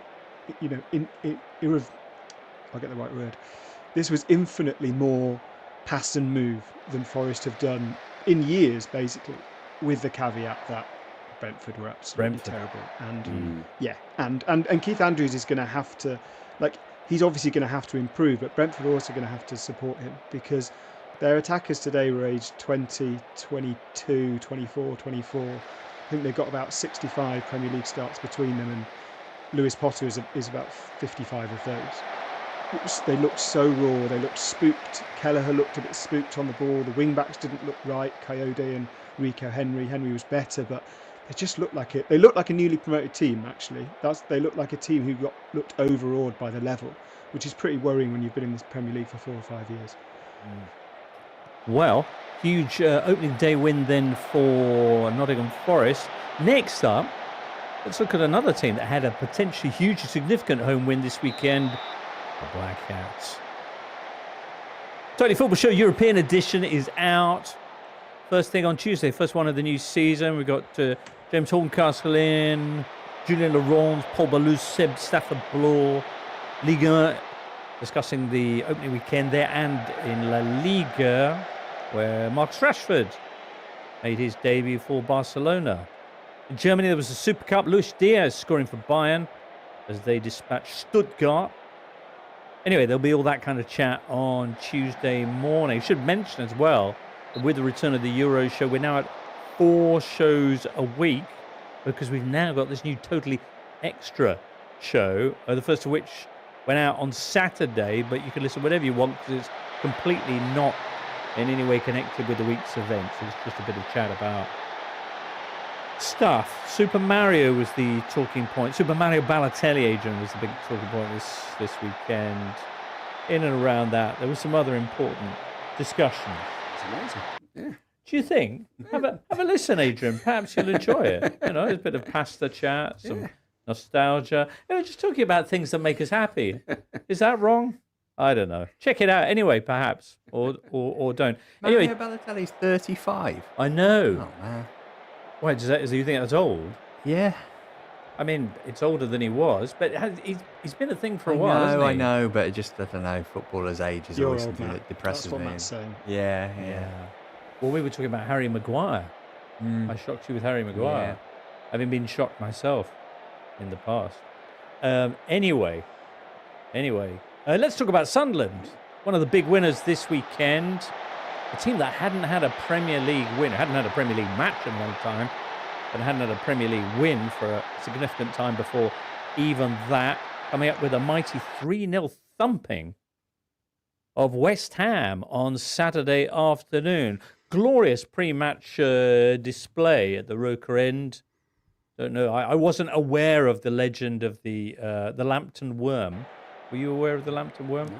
The Lambton Worm was getting stuck by I'm not sure who the knight in question is, but there was a big thing saying the man who wins is the man who thinks he can. And you know what? They're not wrong. They thought they could, and they did. So I'm rambling here. How big a win was this for the Black Cats? The reason that it's so big is because of what happened to the 3 promoted teams last season, and specifically their home form. Right, Ipswich and Southampton won 1 home game each all season, and Sunderland are 1 from 1. Now it's a great fixture for them, but coming up at the Stadium of Light, they've got Brentford, Villa, Wolves, Everton, so potential for them to rack up some points early on. And you feel it's easy to say this now that they've won 3-0 and Burnley got beaten, Leeds haven't played as we record, but you feel like with them there's a stability in terms of the manager that the other 2 promoted clubs might not have, or baggage at least. Now Daniel Farke and Scott Parker have both been relegated from the Premier League before. I think received wisdom is that Daniel Farke is up against it in terms of keeping his job anyway, whereas Regis Lebris walks on air at Sunderland, right? And they kind of came up, not via the back door because they were in the playoff places for ages, but their form tailed off dramatically toward the end of the season. They snuck through against Coventry, didn't they, in the semi-final, and then were kind of second favourites against Sheffield United in the playoff finals. They've come up on good vibes and then massively invested in their squad without going away from the kind of model that's taken them to promotion in the first place, i.e. primarily signing young players, but then chucking in a bit of Granit Xhaka in there as well. And it all seems quite joined up to me from Sunderland. And yeah, 1 result, early days, etc. But the fact that they spent a load of money and then got 3 goals from their 3 key men last season can only bode well as well, I think. I'd love that, haven't you? One of those clubs that outside of Newcastle, nobody's got a problem with Sunderland, right? Most people are pleased to see Sunderland. I think back in the Premier League. I think especially after so long away, and because they form a companion piece to the Magpies for most of us. So, yeah. Should this result, though, have a kind of Brentford-esque asterisk next to it, because West Ham and the West Ham keeper played no small part in it, Mads Hermansson. Daniel? Yeah, I mean, every West Ham player, bar Jared Bowen, played a part in being terrible. Graham Potter set up this 3-5-2, which asks a lot of the wing-backs in terms of creativity, and they had loads of touches, those wing-backs in the final third, but barely did anything with it. And as a complete contrast, Tri Hume and Reynildo for Sunderland were playing as fullbacks and didn't get forward anywhere near as much, and yet were putting brilliant crosses into the box and creating chances. If you play a 3-5-2, the wing backs need to get high, and your wide players ahead of them need to tuck in and create. And Jared Bowen was just a one-man attack. Nicholas Fulker barely impacted the game. For Sunderland, I thought Habib Diarra was really good, because one thing they're going to miss, and Matt and Adrian know this from their EFL work, is Joe Bellingham last season was really good at picking up the ball and just driving straight forward. And Habib Diarra basically took on that mantle on Saturday. He just, every time he picked the ball, you just can't catch him as soon as he gets on the ball. The decision making is slightly off, and that will come, but he looks a really direct threat. And West Ham, yeah, they just have nothing. And look, the back three central defenders for West Ham cost £105 million, and two of the goals came from just not simple marking errors in the box. And that's, you can talk about managers needing time and managers setting things up wrong, but at some point players, international footballers, have to kind of work it out between themselves, and West Ham were just terrible. It looks pretty bleak, because, as Matt said at the top of the show, this is not one game in isolation. This has been coming for a while, and I think the squad has got weaker over this summer. Although they have got Pakataba, an available selection. Yeah, they'll have to play better to get him on the ball and make him effective. Look, they've got good individuals. Paquetá, Bowen and Fulkrug will have their moments, but football's a team game, and you've got to work hard as a team, and you've got to do the dirty work, and you've got to run hard and harry the opposition and make runs. And Sunderland were easily the best team in that department. There's a stat called pressures that they now sort of give us in terms of making a run to go and pressurise the opponent. Sunderland had 121 in the middle third. Right in the engine room there, 121 pressures. West Ham had 44. Ooh. So 44. Ward-Prowse and Guido Rodriguez, they can't get around the pitch well enough. They're pedestrian, they're slow, and even Granit Xhaka's not quick. That midfield of Sunderland, a brand new midfield, never played together in a Premier League game before, absolutely dominated through effort. And making life difficult and running hard. So I think for West Ham to improve, they're going to have to improve their physical output as much as anything. Okay. Is it Burnley next up for Sunderland? Is it? I think it is. Yeah, Burnley, who themselves were involved in a 3-0 this weekend, but the wrong end of it. Saturday afternoon away at Tottenham, who picked up a win for Thomas Frank in his debut home match in the Premier League, and a clean sheet as well. Brilliant game for him. A brilliant game as well for the footballer that Elias Burke calls one of the Premier League's most exciting enigmas. He's referring to Richarlison, of course, as Elias points out, a player who's led the line for Brazil at a World Cup, has scored 13 goals in 16 Premier League starts, but still splits opinion within the Tottenham Hotspur fan base, is regarded as a social media joker with possibly the most goofy celebration in England, and yet could just be the answer to Thomas Frank's questions about who to field up front. What do you think? Is Richarlison the man? Well, he's certainly going to put pressure on Dominic Solanke, which is all that Thomas Frank can ask. He said after the game on Saturday, I want two top-class strikers, and he sort of intimated maybe I've already got them. I think Richarlison, because of his can be kind of come across as quite sulky. I think people overlook that he is like a really, really hard worker off the ball. He will chase things down. If anything, he can almost do that a little bit too much and waste quite a bit of energy. Because if something goes wrong when he's on the ball, he tends to sort of sprint from side to side to make up for it. Slightly immature in that way, tactically. But that really works for a Thomas Frank team. That's what he wants of a striker. He wants them to be able to harry down players and then also have the confidence when in the box to take your chances. And we've not... I know Elias says that the goal record when starting is pretty good, but we've not seen that Richarlison for a long time, that it's kind of touch bang or I'm spotting opportunity and acrobatic bang goal. That's new. That's new. I don't know if it's new under Thomas Frank. I don't know if it's new just for Richarlison feeling more confident and having a fresh start, but it's certainly new. And it really, really helps Thomas Frank because suddenly that front line can work in different ways. You know, he can play Richarlison off the left, or he can play Kudus centrally, or he can play Richarlison and Solanke if he wants to. He's got different options for different opponents. I thought Brennan Johnson was also good at the weekend. He's almost, not quite the same, but he's almost in that sort of, oh yeah, they've got Brennan Johnson as well category. And his goal record is really good for Spurs. He was top scorer last season. So when Dejan Kulusevski comes back, they've really got some options there. They're all, I don't think any of them are top bracket options, but as a unit, I think it can probably work really effectively. Kudus could become a top bracket option. I think Mohamed Kudus is class when he's on it. And I saw a few games for West Ham last year, one at Arsenal. He was unreal. Couldn't knock him off the ball. He runs hard. He's a brilliant dribbler. Obviously, in this game, I think, he got 2 assists, didn't he? 4 Richarlison, 5 chances created. He had Porro down that side as well, who had a good game.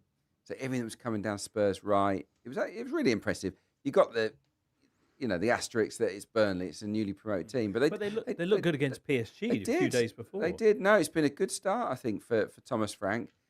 They're going to be harder working, more industrious. They're tougher to beat, tougher to score against. So yeah, I think they should feel quite confident. But yeah, Kudus and Richarlison were fab in this game. As an Arsenal supporter, I feel quite annoyed that they managed to pick up Kudus because I do think he's capable of being a real game changer for them. As well, to go with it. Stop it! Just stop it, Matt. I don't want to think about it. I think on Burnley quickly. Oh, sorry, go on, Matt. You go. Daniel, on Burnley. Did you say on Burnley? Yeah, I was just going to say Scott Parker's answer to losing Egan Riley and Trafford and being really good at defending last season seems to be to try and be even more defensive. He played a 5-2-2-1 on Saturday, and they were actually pretty good between Spurs' first and second goals.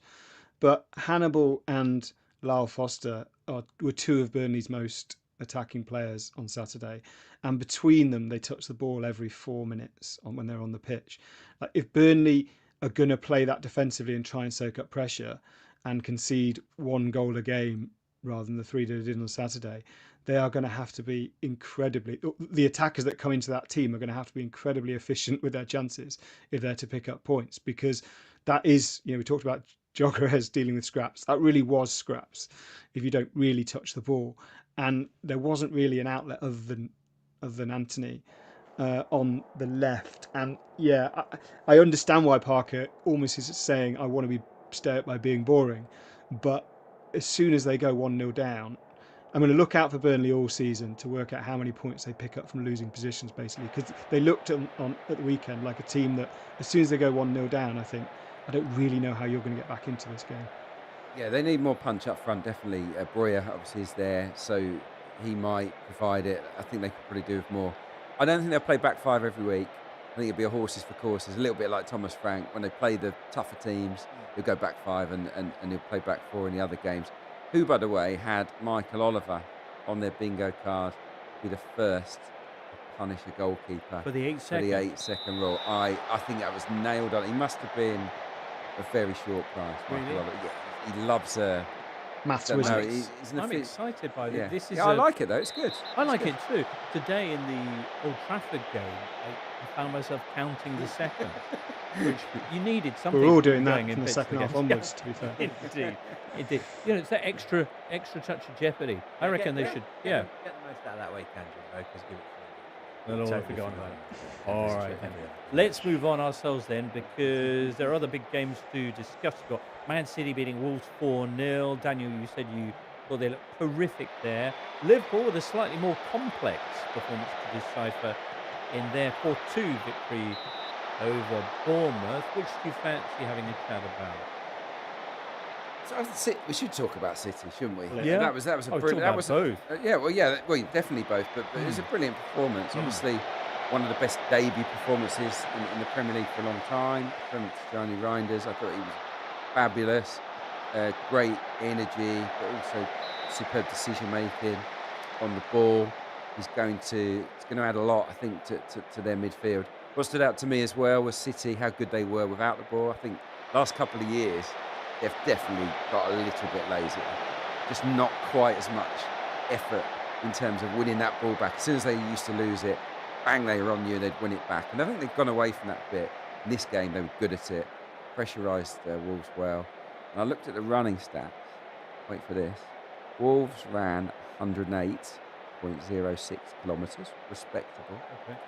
City ran 117.6 kilometres, which is exceptional. So this is a really committed, athletic effort, I think, for Manchester City that kind of just lays down a marker to your Liverpools and Arsenals to say, look, we mean business this time around. There's some football in there, isn't Very there? good. Yeah. Very good. Yeah, I love the goal where Trafford had the bravery, because obviously Ederson's amazing at that. But Trafford, he's a modern keeper, but he's no Ederson. But he had the confidence to just clip that ball into space for Reinders to then go off and maraud forward, and they helped set up that goal for De Bruyne. So that was a brilliantly worked goal because they meant it. Right. Yeah, like the wing back was on the touchline, the striker was right up front. They created that space for him to clip it into. It was perfect. Ben Trafford, who was given his City debut after re-signing for the club that he was previously in the academy of as a 12-year-old. That's seen by many as a sign that Ederson will be heading off now from Manchester City. Talk of him moving to Galatasaray. Also talk of Man City being in for Gigi Donnarumma, who's getting frozen out from PSG for his troubles. It doesn't sound the most obvious match, that Gigi Donnarumma and Pep Guardiola, but who's to say? Anyway, there were 4 Norwegians starting in this match. You know that, Daniel? I do now.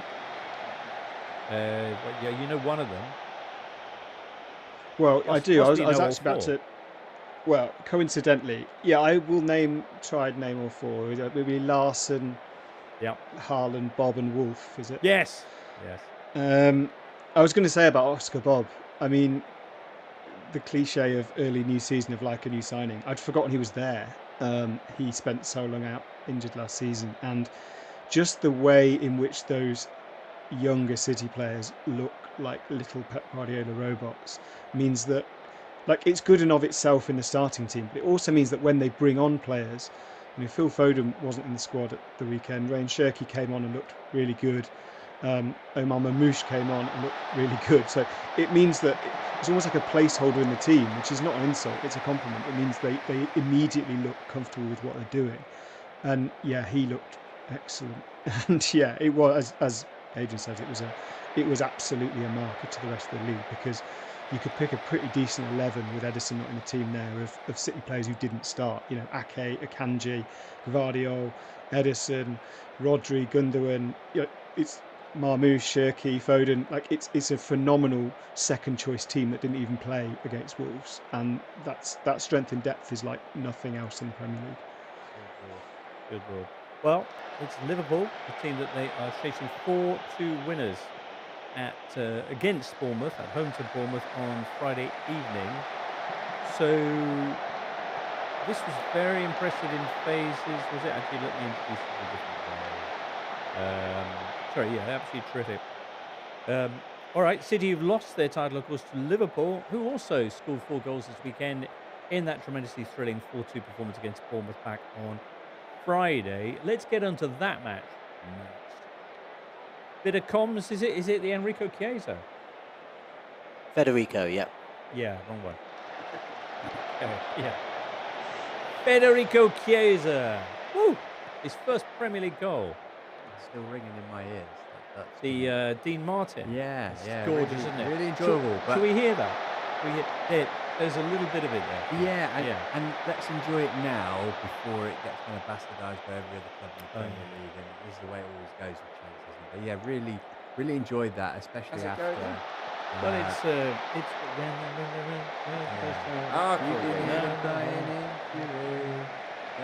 There's a bit of swearing. I like it. Yeah, it's nice. No, it's good. Yeah, and yeah, all the sweeter for the fact that he hooked in a lovely goal that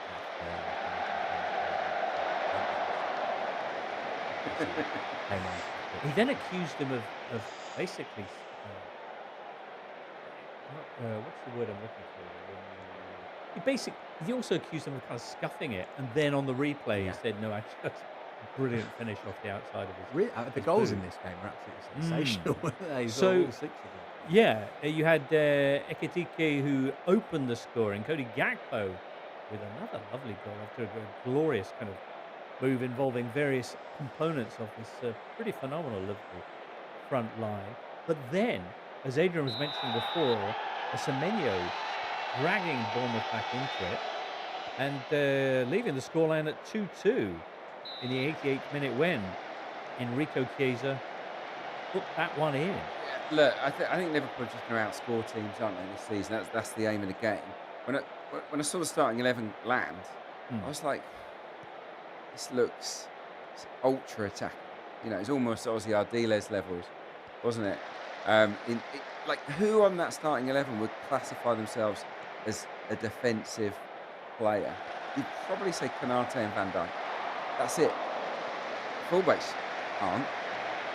Szoboszlai isn't. McAllister really is better going forward. You know, he can do very well off the ball as well, but none of them really are defensive. So it was super attacking. So therefore, should we be that surprised that Bournemouth were able to slice through them so easily on the counter? I don't think so. That's what they do best. It's just something they're going to have to work on. Gravenberch will obviously tighten them up a bit, but yeah, it was a thrilling game, absolutely intoxicating. And just very quickly on Liverpool, Hugo Ekitike massively impressed me. I thought he was brilliant. His link play was class. Got a bit lucky with the run of the ball for his goal, didn't he? But I thought it was a top performance from him. Bodes well, and what happens if they do get Isak? Like, does this guy have to go on the bench? You know, but I suppose that's what strength and depth's all about. But he looks good enough to lead the line for a title-chasing Liverpool team to me. Palace fan Ruben Pinder calling this game a great one for Mark Gay's market value. Although, as you referenced, possibly not for Alexander Isak. So, Daniel. Yeah, I was going to say on the Liverpool kind of lack of defensive balance between the start of last season and winning the league or having the title confirmed. Liverpool played 17 home league games last season, and over those 17 home league games, they allowed 17 chances in XG of higher than 0.2. Against Bournemouth, they allowed 4 of those chances in 70 minutes. So it is completely different to last season. It is chaos football for now, and I'm sure Arne Slot will be trying to work out ways of, keeping the good stuff without, keeping as much of the good stuff as he can. But he cannot be happy at seeing a team with a 2-0 lead. Given the whole thing last season was control, he cannot be happy at the way that Antoine Semenyo has 40 yards of space to run into because the fullbacks are 30 yards behind him and can get nowhere near him. That is going to become a problem at some point because it's very unusual for a defending champion to know their weakness so early in the season. It normally takes us a while to work that out, but we kind of saw it against Palace in the Community Shield and in pre-season because all of that was televised as well. Like, this is the weakness and teams will work it out. Most debutants, by the way, part of this whole transition feeling that a reigning champion has ever named in a Premier League starting 11. No less than 4 new faces in there, which, given the way that Liverpool performed last season, is remarkable. A lot of it forced on them by the most tragic of circumstances and other player moves like Luis Diaz and that. What do you think what do you think after doing your big season preview on Friday? Where do you feel now about the balance with Liverpool and Man City? I think was interesting that for all the new faces who we've spoken about, Konaté and Van Dijk both look like the weak links for Liverpool, don't they? So you wonder if the purchase of Gay might have been accelerated because of that, and whether that might be a difference maker for them. But Liverpool didn't play in the Club World Cup for half of the summer, and that might end up being a fairly significant factor. It's hard to retain the Premier League title, isn't it? And we don't know whether Isak's going to end up there. That's a great unknown as well at the moment. But for all that we're criticising the way that they defended at times in this game, they were breathtaking going forwards. They scored 4 goals like Manchester City did, and they played a better team than Manchester City did as well. It's probably worth praising Anthony Iraola, who goes into this game without what probably his 3 best players last season in Hysam Zabani and Kerkez, and still manages to put forward a pretty impressive performance anyway. So yeah, I make Liverpool still favourites to win the league ahead of City.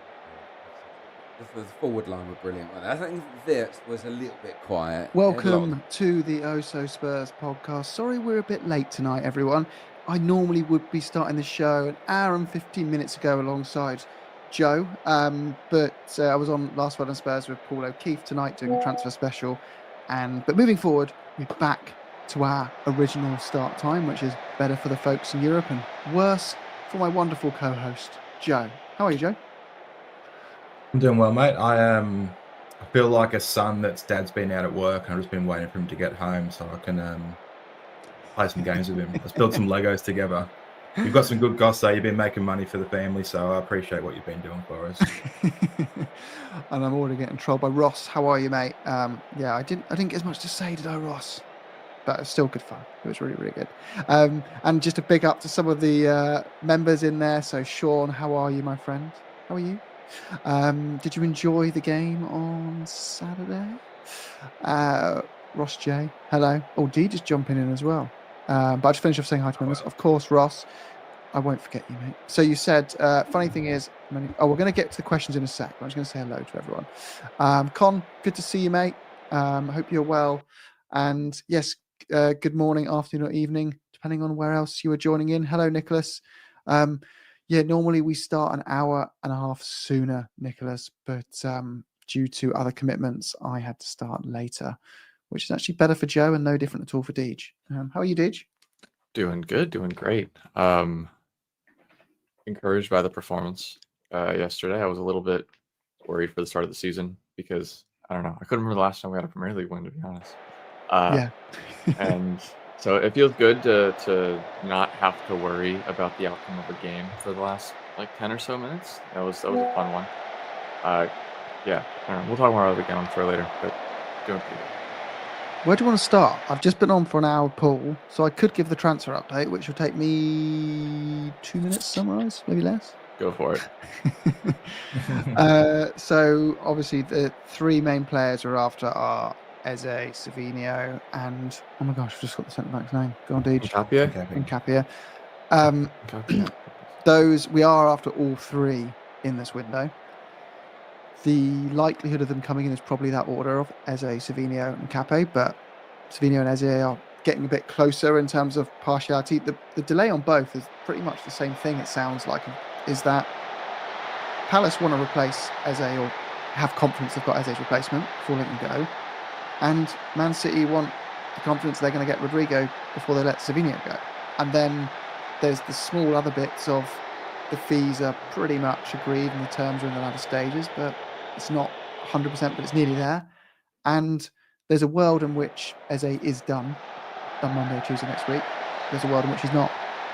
So it's kind of the standard transfer stuff of everything's agreed personally, but the hard bit, which is getting the clubs to agree on the final pieces, isn't there. But even Glasner's comments about Eze being his player until next week, that was kind of brushed over as if Eze was staying, he could have easily stamped out this whole rumour instantly, but he hasn't. And that kind of message to the fans, if he was staying, it would have been a, I love you, I'm staying. It's not going to be an ambiguous, I just really appreciate you guys. So anyway, long story short is, it does seem like we're going to get at least one of those. But what's your guys' gut saying on this? Just focusing on the 3 players we know are actual transfer concrete links, because we don't do conjecture and rumours on here that are just made up for clicks. But we know those three are like genuinely interested. How many, Joe, sorry, how many of those three, 0, 1, 2, or 3, do you think we'll actually finish the window with? I mean, the history of not getting everything that we want it's hard to rule out for, I think, everyone. I think everyone's like, we probably won't sign all 3. We could. I think 2. It seems like with City, Savinho, they are like, well, you pay us the same amount of money that we'll pay for Rodrigo, then we'll be happy. We're just like trying to keep driving up the price. So it depends on how hard they go with driving up the price, because there is a limit to what we should pay for him. I think the limit's pretty high. I would rather overpay for Eze, but he's coming towards in some way the end of his contract. And you guys mentioned on Last Word on Spurs about how the same thing happened with Mark Gay, and I guess they're trying to avoid that situation. So, like, I want to say 2. Ross mentioned before, if we can say his name right, I'm going to say Hincapié till I'm proven wrong by him. Easier to say. We don't know. We just don't know. And the feeling is that we're doing more now. We're doing more than we've ever done in the past. And so I want to say we could get 3. But then history says that a couple of them will peter out. So I don't know, DJ, what do you think? Do you think that we're going to get all 3 of them? Do you think we'll get 1? How are you feeling towards it? What's your gut feeling? First of all, I just want to hopefully reassure Lethal 27 that my music taste is not country, despite me living in the U.S. Not all of us listen to that. I listen to pretty much everything else, though. I just thought that was a funny question. But yeah, I think I would love to get Hincapié in. I just did a quick Google search, and the like AI generated things for them were pretty much going with that. So I don't know if that's right, but that's how I'm going to say it until proven otherwise. I'm sticking to my. Can I say it again? Hincapié. I don't like it. I've actually got it. I had it on a YouTube thing. Whenever I'm on like air and I see like it's like this player's next talking point, I'm like, just got to make sure I get the pronunciation right. But I've switched it to, oh my gosh, what's the other guy called? Maki. There's another guy we're linked with for Monaco. Oh, Akiush. The Akiush. Akiush. Yeah, Akiush. Akiush. Yeah, Akiush. But there's a more important question, Deej. What music are you into, mate? Apparently, are you into country music?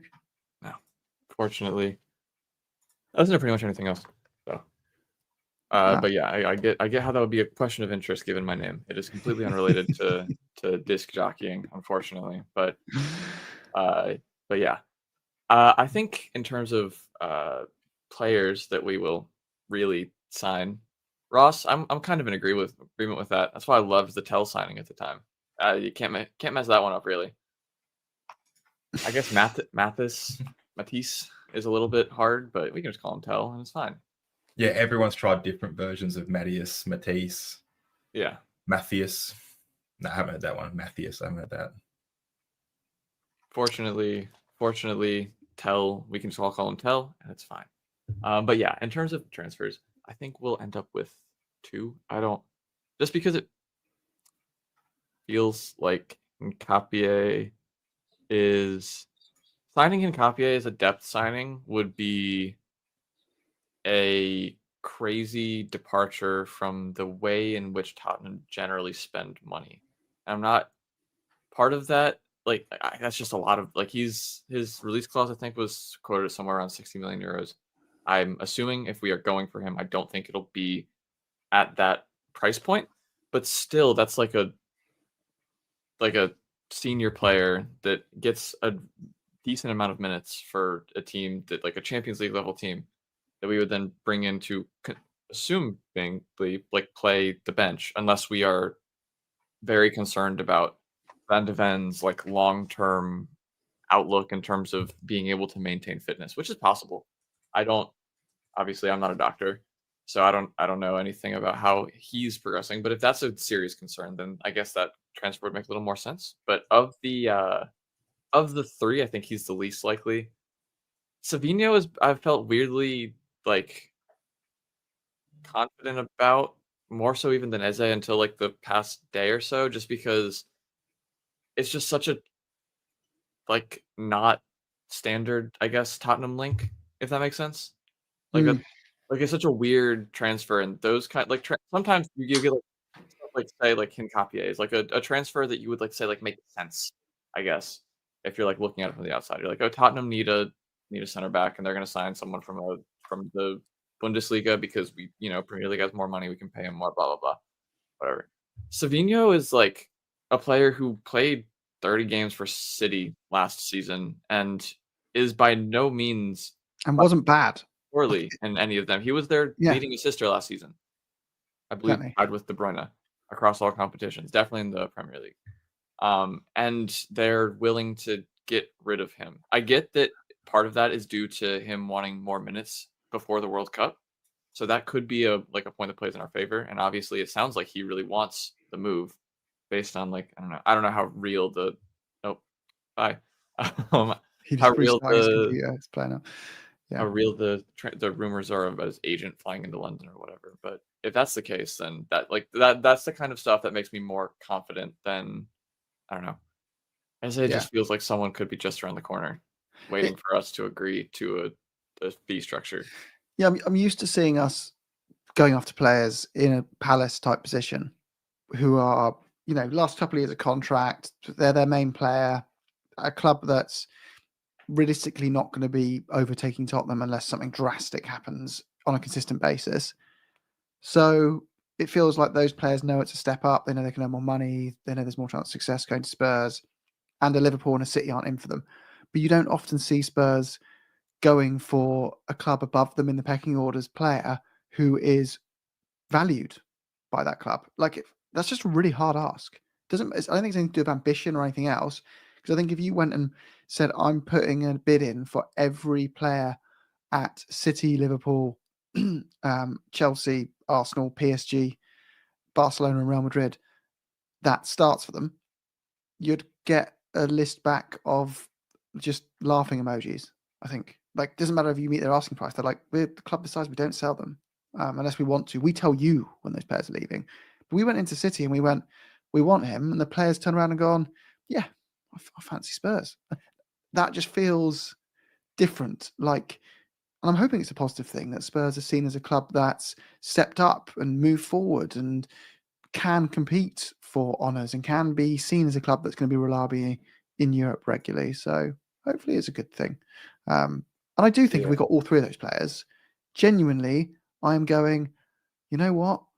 Fourth or third isn't actually that stupid. If we got all three, I think you need a lot of luck to get all three. Ambition aside, I think you need luck. A lot of money to get all three outside of luck and whatnot. Yeah, that's true. But there you go. Should we before turning into loads of transfer rumours and conjecture and that stuff, Deej, should we get Joe back in and talk about the game? Do we let Joe in? Do we let Joe in? Do we vote on that? Maybe not. Yeah, go on, get him in. Right, get him I in. can hear you. I can hear what you're saying about me. Joe, did you watch the game? Of course you watched the game. Did.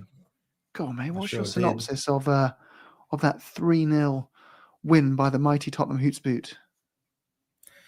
I loved it. It was very enjoyable. I woke my wife up because it was probably, let's say, 1 a.m. when it happened, when Richie scored that bicycle kick. And she said that she had a little smile with me having some joy, which is nice to hear. But there was, I guess, it was a game of, do you know how sometimes people say a game of two halves? I think it was a game of three quarters, or where we played really well for 3 quarters. And then there was that sort of period after the first goal, maybe 25 minutes towards the end of the half, where we sort of set off a little bit. We're a bit sort of passive. But then, I nearly said Andrew, Frank must have said something in the dressing room at halftime, because we came out the second half and dominated again. It was really good to see that such young midfield, because that's the midfield that people were saying, that's our future, really, last season. That's the midfield for 4 years down the track. So it was interesting to see them all play together. I thought Archie was pretty good. Bergwijn was pretty good. Sarr was good. Romero-wise, I think there was a lot of sloppy passes from Romero, but I also feel like that was potentially kind of due to positions that the midfielders were in. I think he was expecting people to be in different spots. They're not sort of reading the space a bit. I thought it would be interesting to go through the players in the stream to sort of have a chat about the different players and how they went. But overall, I thought it was really good. There were some really positive signs. What were your guys' thoughts? Well, first of all, someone asked where I am. I'm in San Francisco, but I don't know. I travel a lot, so if you see me pop up with not this in the background, there's my finger. Mirroring on the camera is weird to me, but I'm probably somewhere else. Like I'll be in Austin all this week, and I'll be melting basically. But yeah, I thought that the game was a lot of fun to watch, especially once the second half started. I was flying home from Colorado yesterday, so I was in like the airport waiting to board my flight when Richie's second goal went in. I just like stood up and went like this, and then my girlfriend looked at me and like kind of covered her face because she was a little embarrassed. But yeah, I thought that the game was really good. I thought that you could tell that this team will explode if we get I'm sorry, I'm talking like a freaking social media personality, which I guess sort of am. But this team will explode with Eze. I'm gonna use that. You love a superlative, right? Is Yeah, that I do. part of the algorithm now? Just trying to boost it up. Yeah. Yeah. Disappointing you, Deej. Go on. Sorry, I got it, but because like there were just so many times. Does he Well, first of change all, everything? Did he change everything? Eze is going to change He's gonna everything. change everything. Yeah. I have also to keep talking about the guy who knows San Francisco. I have been to Danny Coy's a couple times. I'm trying to get into a better habit of going, but when I'm actually in town for the games. Unfortunately, that hasn't been the case yet this season, but hopefully soon. Should we go through some of the players then, guys? I know in the comments, feel free to suggest where you want to start. But Joe, did you have someone on your mind that you wanted to start with? You wanted to bring up the topic of working our way through the team, so I think you start us off, mate. Who should we kick off with? Let's just go random. I want to talk about Sarr because I'm interested. Do you think he'll go and play as an 8 constantly if Eze comes in? Do you think he will? Because he's been playing really well this preseason, the first couple of competitive games. He's been amazing. He's been that pressing 10. Do you think he just is an automatic pick for the team now? Do you think he's one of the first names on the team sheet and he'll play as an 8? Because he can. It's so hard of him. I feel like I don't think he's a 6 or an 8, but that's fine because there is no such thing as a perfect 6. There's different types of 6, there's different types of 8s, there's different types of 10s. And I feel like Sarr's in this kind of, in a similar vein that I think Kulusevski's a brilliant player, but he's not a natural right winger, but he's still a good right winger. And he's not a natural 10, but he's still a good number 10. And that means he adds tons of value because he can play multiple roles. You could play him in central midfield in some capacity. And because he's such a good footballer, he can hold his own. I feel like Sarr's a bit in that kind of realm, but at the same time, he's getting so much better so quickly. He could end up not being a jack of all trades and being a specialist of some kind. But go about you, Deej. You're thinking about it. Well, when we first created our Oso Spurs Discord, if you have Discord and you'd love to join and talk about random bullshit, including Tottenham most of the time, I'd say join the Discord. It's a lot of fun. But one of the first questions we asked to start the conversation was who we thought would be a player that would be more important this season than they were last season. And my answer, I'm going to toot my own horn now, just in case anything happens, was Sarr, because I thought that he possesses. Oh, sorry, yeah. I thought that he was going to be like really important because of his ability to run forever, and especially in like today's game, that's you can't undervalue, like you can't overvalue that. Like it's so important to just be able to be everywhere, and Sarr somehow has that ability, which is why I think that long term, I think he could settle in as more of an number 8. And the reason I think he doesn't work right now in like our system is because we need our 8 to do more ball progression through like passing and stuff that currently that like we could have the 6 do, but we signed Polina. So like Polina, we made a choice basically to he's a 7. I don't know. I don't necessarily think that's the position you would put him in with the numbers thing, but I forget all of them. Jim is muted and talking, so it's fine. He probably had something witty to say, but I did. It's not going to be funny now if I say it again. So, let it slide. It was a bad joke that got away with thanks to the mute button. So nice. Congratulations. But anyway, I think that if Archie Gray continues to develop, I think that if he has a probably more expansive passing range than Polina, so playing them together I think could work. If we were to play someone like Bentancur at the 6, which I don't think is the best idea, just because I don't love his defensive positioning, and I still do think that the best thing for a 6 is to be defensively sound.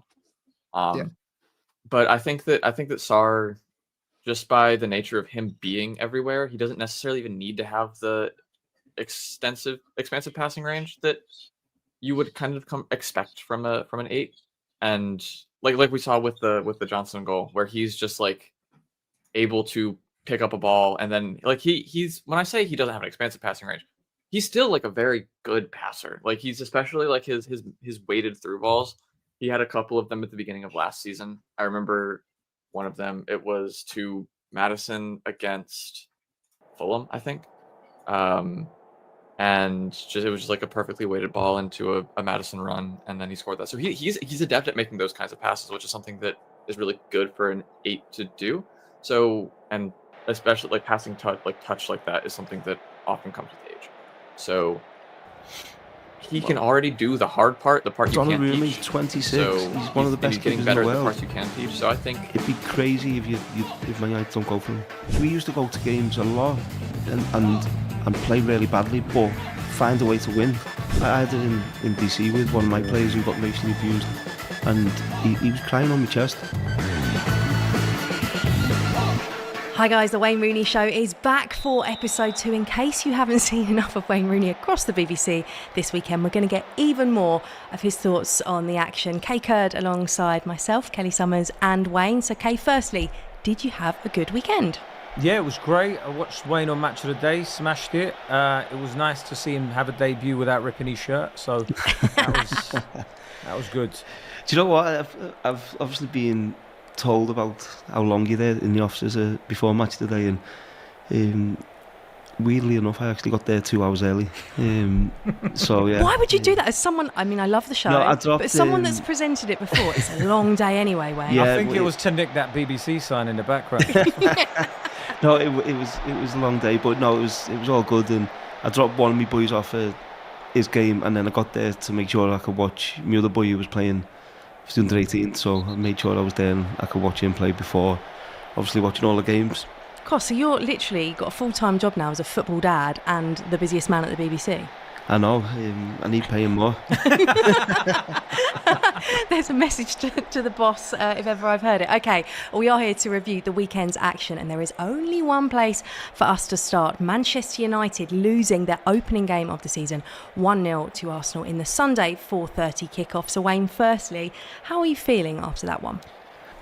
Yeah, obviously disappointing result, but I think there was lots of positives within the game. I think Cunha looked fantastic. I love the way he picked the ball up and he was driving at players. Playing with the freedom and the creativity which maybe has been lacking in the last few years. I thought Ahmed, when he come on, was again fantastic. We know what he can do, and Bueno was in and out of the game. I felt started really well, come out for a little bit, but then got back into it. And Sesko, when he come on, I think he done what we expect him to do. He held the ball up, he put himself in the middle of the goal, and he was waiting to try and get chances. So I think there's lots of positives. Still a concern for me in the middle of the pitch, I think, with Casemiro and Bruno. I think they need more legs in there. I think Bruno, fantastic player, and I want to see him a bit more higher up the pitch where he can be more creative and try and create and score goals. And Casemiro, I just think we a little bit weak in there and covering the full width of the pitch. So yeah, I don't know what has happened with Kobbie Mainoo. I think he's looks like he's not in the manager's plans. But yeah, I think there's so many positives from the game. Dorgu, I thought was really good, and then we go on to the goalkeeper situation, which I'm sure every Man United fan is asking the same question. And for me, Donnarumma's out there. If there's a possibility you can get him, he's 26. Yeah. You have to go for him because clearly that was an issue. Yeah, no, I agree. I mean, look, there were so many flashes of brilliance from Cunha and Mbeumo. I mean, when I was looking at Cunha, what I liked about him was not only is he good with the ball, he's got a great attitude as well. He it's like never say die attitude, which I really like about him as well. But Mason Mount played the best game I've ever seen him play in a Man United shirt, I thought. There was a couple of chances where I saw a couple of moments in the game where I saw him, like there was a few balls that he put in that were quite encouraging, and I just like seeing him do well, which was a great start. Yeah, I think he's got energy, Mason, and he hasn't been fit since he arrived at Manchester United really for a period of time, and I don't think he's missed a day's training in pre-season, so I think he could be a huge player for Man United this season if he can stay fit. So, but yeah, no, I think there was so many positives throughout the game. Them players will be disappointed. Almiron will be disappointed they've lost the game, but I think for the fans looking at it, there's positives. It's not going to change in one transfer window, which Almiron has obviously had January, but one window which he's had in the summer. It's going to take a little bit more time, but certainly it's looking like it's on the right track for sure. Absolutely. But the midfield, if you were Almiron, would you not be crying out for Baliba to just be put through the door right now? You would be, but obviously with PSR and all the financial fair play rules, there, we don't know what situation Manchester United are in to try and do that. But I would for sure try and get a midfield player in there. I think midfield player and goalkeeper is a priority, and if they can address that before this window closes, then I think they'll be in an okay place. It seems like you see the top three, the three forwards. It seems like he doesn't have his best sort of combination there at the moment. Where would you, if you were playing, where would you want to play as well in this system? In this system, I'd want to play as the forward, as the 9. But there's you can be flexible. You can go with 2 up and maybe push Bruno into a number 10 role, or Cunha into that number 10 role. What I liked is in the second half he went for him, put Ahmed as right wing back, in which Mbeumo then could come inside. It gives you another attacking player on the pitch. So in certain games this season, I think he can afford to do that. In the bigger games, and obviously Arsenal's a big game, but when they're chasing to try and get a goal, and you can do that. But I just think getting players in the right position is key, and sometimes everyone seems to have gone away from 2 forwards, and it's crazy over the years that you go with 1 forward and 2 wide men, and you've got midfielders trying to make the box, and sometimes 2 forwards is so difficult for defenders to defend the games. You give them different, if you had Sesko up there and Cunha, for instance, the 2 defenders have to be aware where they are. Then a midfield run from deep, might occupy them, then someone might get more space. So I think at times changing up a little, like Thomas Frank done. We've seen him in the Super Cup with a back 5. We've seen him with a back 4. Or even yesterday, I mean, you see Kudus and Richarlison together up front. Yeah, on Saturday, and it causes problems. Then it allows you to put balls in the box and pick up second balls, or get the first contact and score goals. So, but I think today I don't think Almiron will change away from his system. I think he's been quite strong on that, but I think there was lots of positives for sure. Guys, we can talk all we like about players that Manchester United need maybe in the middle of the pitch. Wayne, you tried to gloss over it, the goalkeeper situation at Manchester United. It's been something that the fans have wanted addressing for quite a while. You mentioned Donnarumma then. Is that a key thing that Almiron now needs to sort out in the final weeks of the window? Yeah, I think it has to be. I think it was last season we seen a goal from Son as well, very similar, where he scored direct from corner. This one, Olympico, that's what they called it. I didn't know that until it happened, and then they tried it the week after as well, and I was like, when did this get named? Yeah, no. So I think that was And then again, seeing it today, you see a difference with David Raya in the second half, where it was the same corner, he's fighting. I can't remember, it might have been Delit, but he's moved Delit out the way, he's couldn't punch there. Your goalkeeper, I go back to when we had Roy Carroll and Tim Howard in goal. Now, I don't think there was 100% trust from the defenders in front of them two goalkeepers. But the minute Van der Sar comes in and calms everything down, the defenders trust him a lot more. You see a better output of performance, and I think that's where these United players are. They want that confidence and that trust in the goalkeeper behind them to marshal them, to telling them where to go, and I just don't see that from the keepers. What does that come from, Wayne? Is that charisma that the keeper needs to have, or is it a sense? Is it an air of leadership about them? What is it that yeah, and sometimes it can be just having a calmness, but speaking at the right moment. And sometimes you see goalkeepers, I think we've seen it with Onana in one of his first pre-season games, shouting at Harry Maguire, and sometimes you have to do it at the right moment. And I think the goalkeeper is so important to give you that calmness right throughout the team, especially your back 4 or 5 as it is now, but that gives you the calmness right throughout the team. And Van der Sar done that for us, where I think since David De Gea has left, Onana's come in. He's a fantastic keeper. I watched him at Inter Milan, and he was brilliant. So you hope, if they don't bring a new goalkeeper in, you hope that he can get back to that. But he certainly didn't fill us with confidence last season. I don't think I'd be saying get Tom Heaton in net 2025. Tom's a good lad, and I can't believe he's somehow managed to get a new 1-year deal, to be honest. So he's doing something right. But no, listen, Tom's a safe goalkeeper, and I think he's probably more there as a training keeper, I'd imagine, at the minute. But I think Donnarumma, he's 26, he's one of the best keepers in the world. It'd be crazy if Man United don't go for him. But do you think it's his wage demands? Because I know Ineos have come in and they don't want to break the bank for players' wages and stuff like that. They don't want to ruin the wage structure. Would you just risk it for this?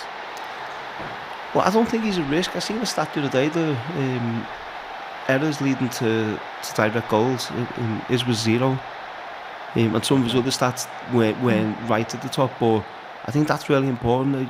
When a goalkeeper makes a mistake, it's very difficult to recover, certainly in that game, and then moving forward. So I think that's important. But yeah, depending on what he can do salary-wise and what he wants, that's another question, whether they can do it or not. But I'd certainly be asking the question and trying to bring him into the club. And Kay, the argument as well is how many world-class goalkeepers or top-class goalkeepers are there out there at the moment absolutely. as well? Donnarumma feels the obvious one, doesn't he? Yeah, he is the obvious one. Diogo Costa as well is another one. But yeah, I mean, right now, if he's available for 26 million, it seems like a steal. I mean, I'd be sending Sancho, Malacia, anybody else the other way as well if I could. That was another thing which I thought was refreshing today. Is I think I've seen a fight in Manchester United where I haven't seen for a few years. Yes, a togetherness, which and you have to give Ruben Amorim a lot of credit for that, because he's made big decisions with obviously Rashford, with Garnacho, with Sancho, in purposely keeping them away from the group. And that seems to have strengthened that chemistry amongst the players. And I think it was obvious today. You could see that, even though they lost the game, but they kept pushing, they stuck together, they kept fighting. There was tackles going in. Heads didn't drop. They kept going till the end. So I think the manager deserves a lot of credit for that, but for making them decisions. So yeah, hopefully moving forward, we see a lot more of what we've seen today at times, but also just being a little bit more solid. And then we start seeing Man United slowly getting back on track. The one thing I liked as well was when Cunha was giving Odegaard a bit of argy-bargy. Do you know what I mean? There was a bit. That's what that fixture's all about, isn't it? Yeah, come on, a bit of needle. Come on, get a tackle stuck in here. I used to love it playing against Arsenal. And obviously there's some big ones which everyone knows about. Obviously, the. Do you want me to list them out for you? All my favourite Wayne Rooney against Arsenal moments. We've been doing this, haven't we? In our messaging group today, we've kind of all been throwing in, and there's some brilliant memories, Wayne, isn't it? But it kind of shows what a different fixture this is now, I think. Yeah, I remember my first game at Highbury for Man United was the game with Roy and Vieira in the tunnel, and you feel it. You feel the game's on a knife edge, and you can feel that, and even the referee got it.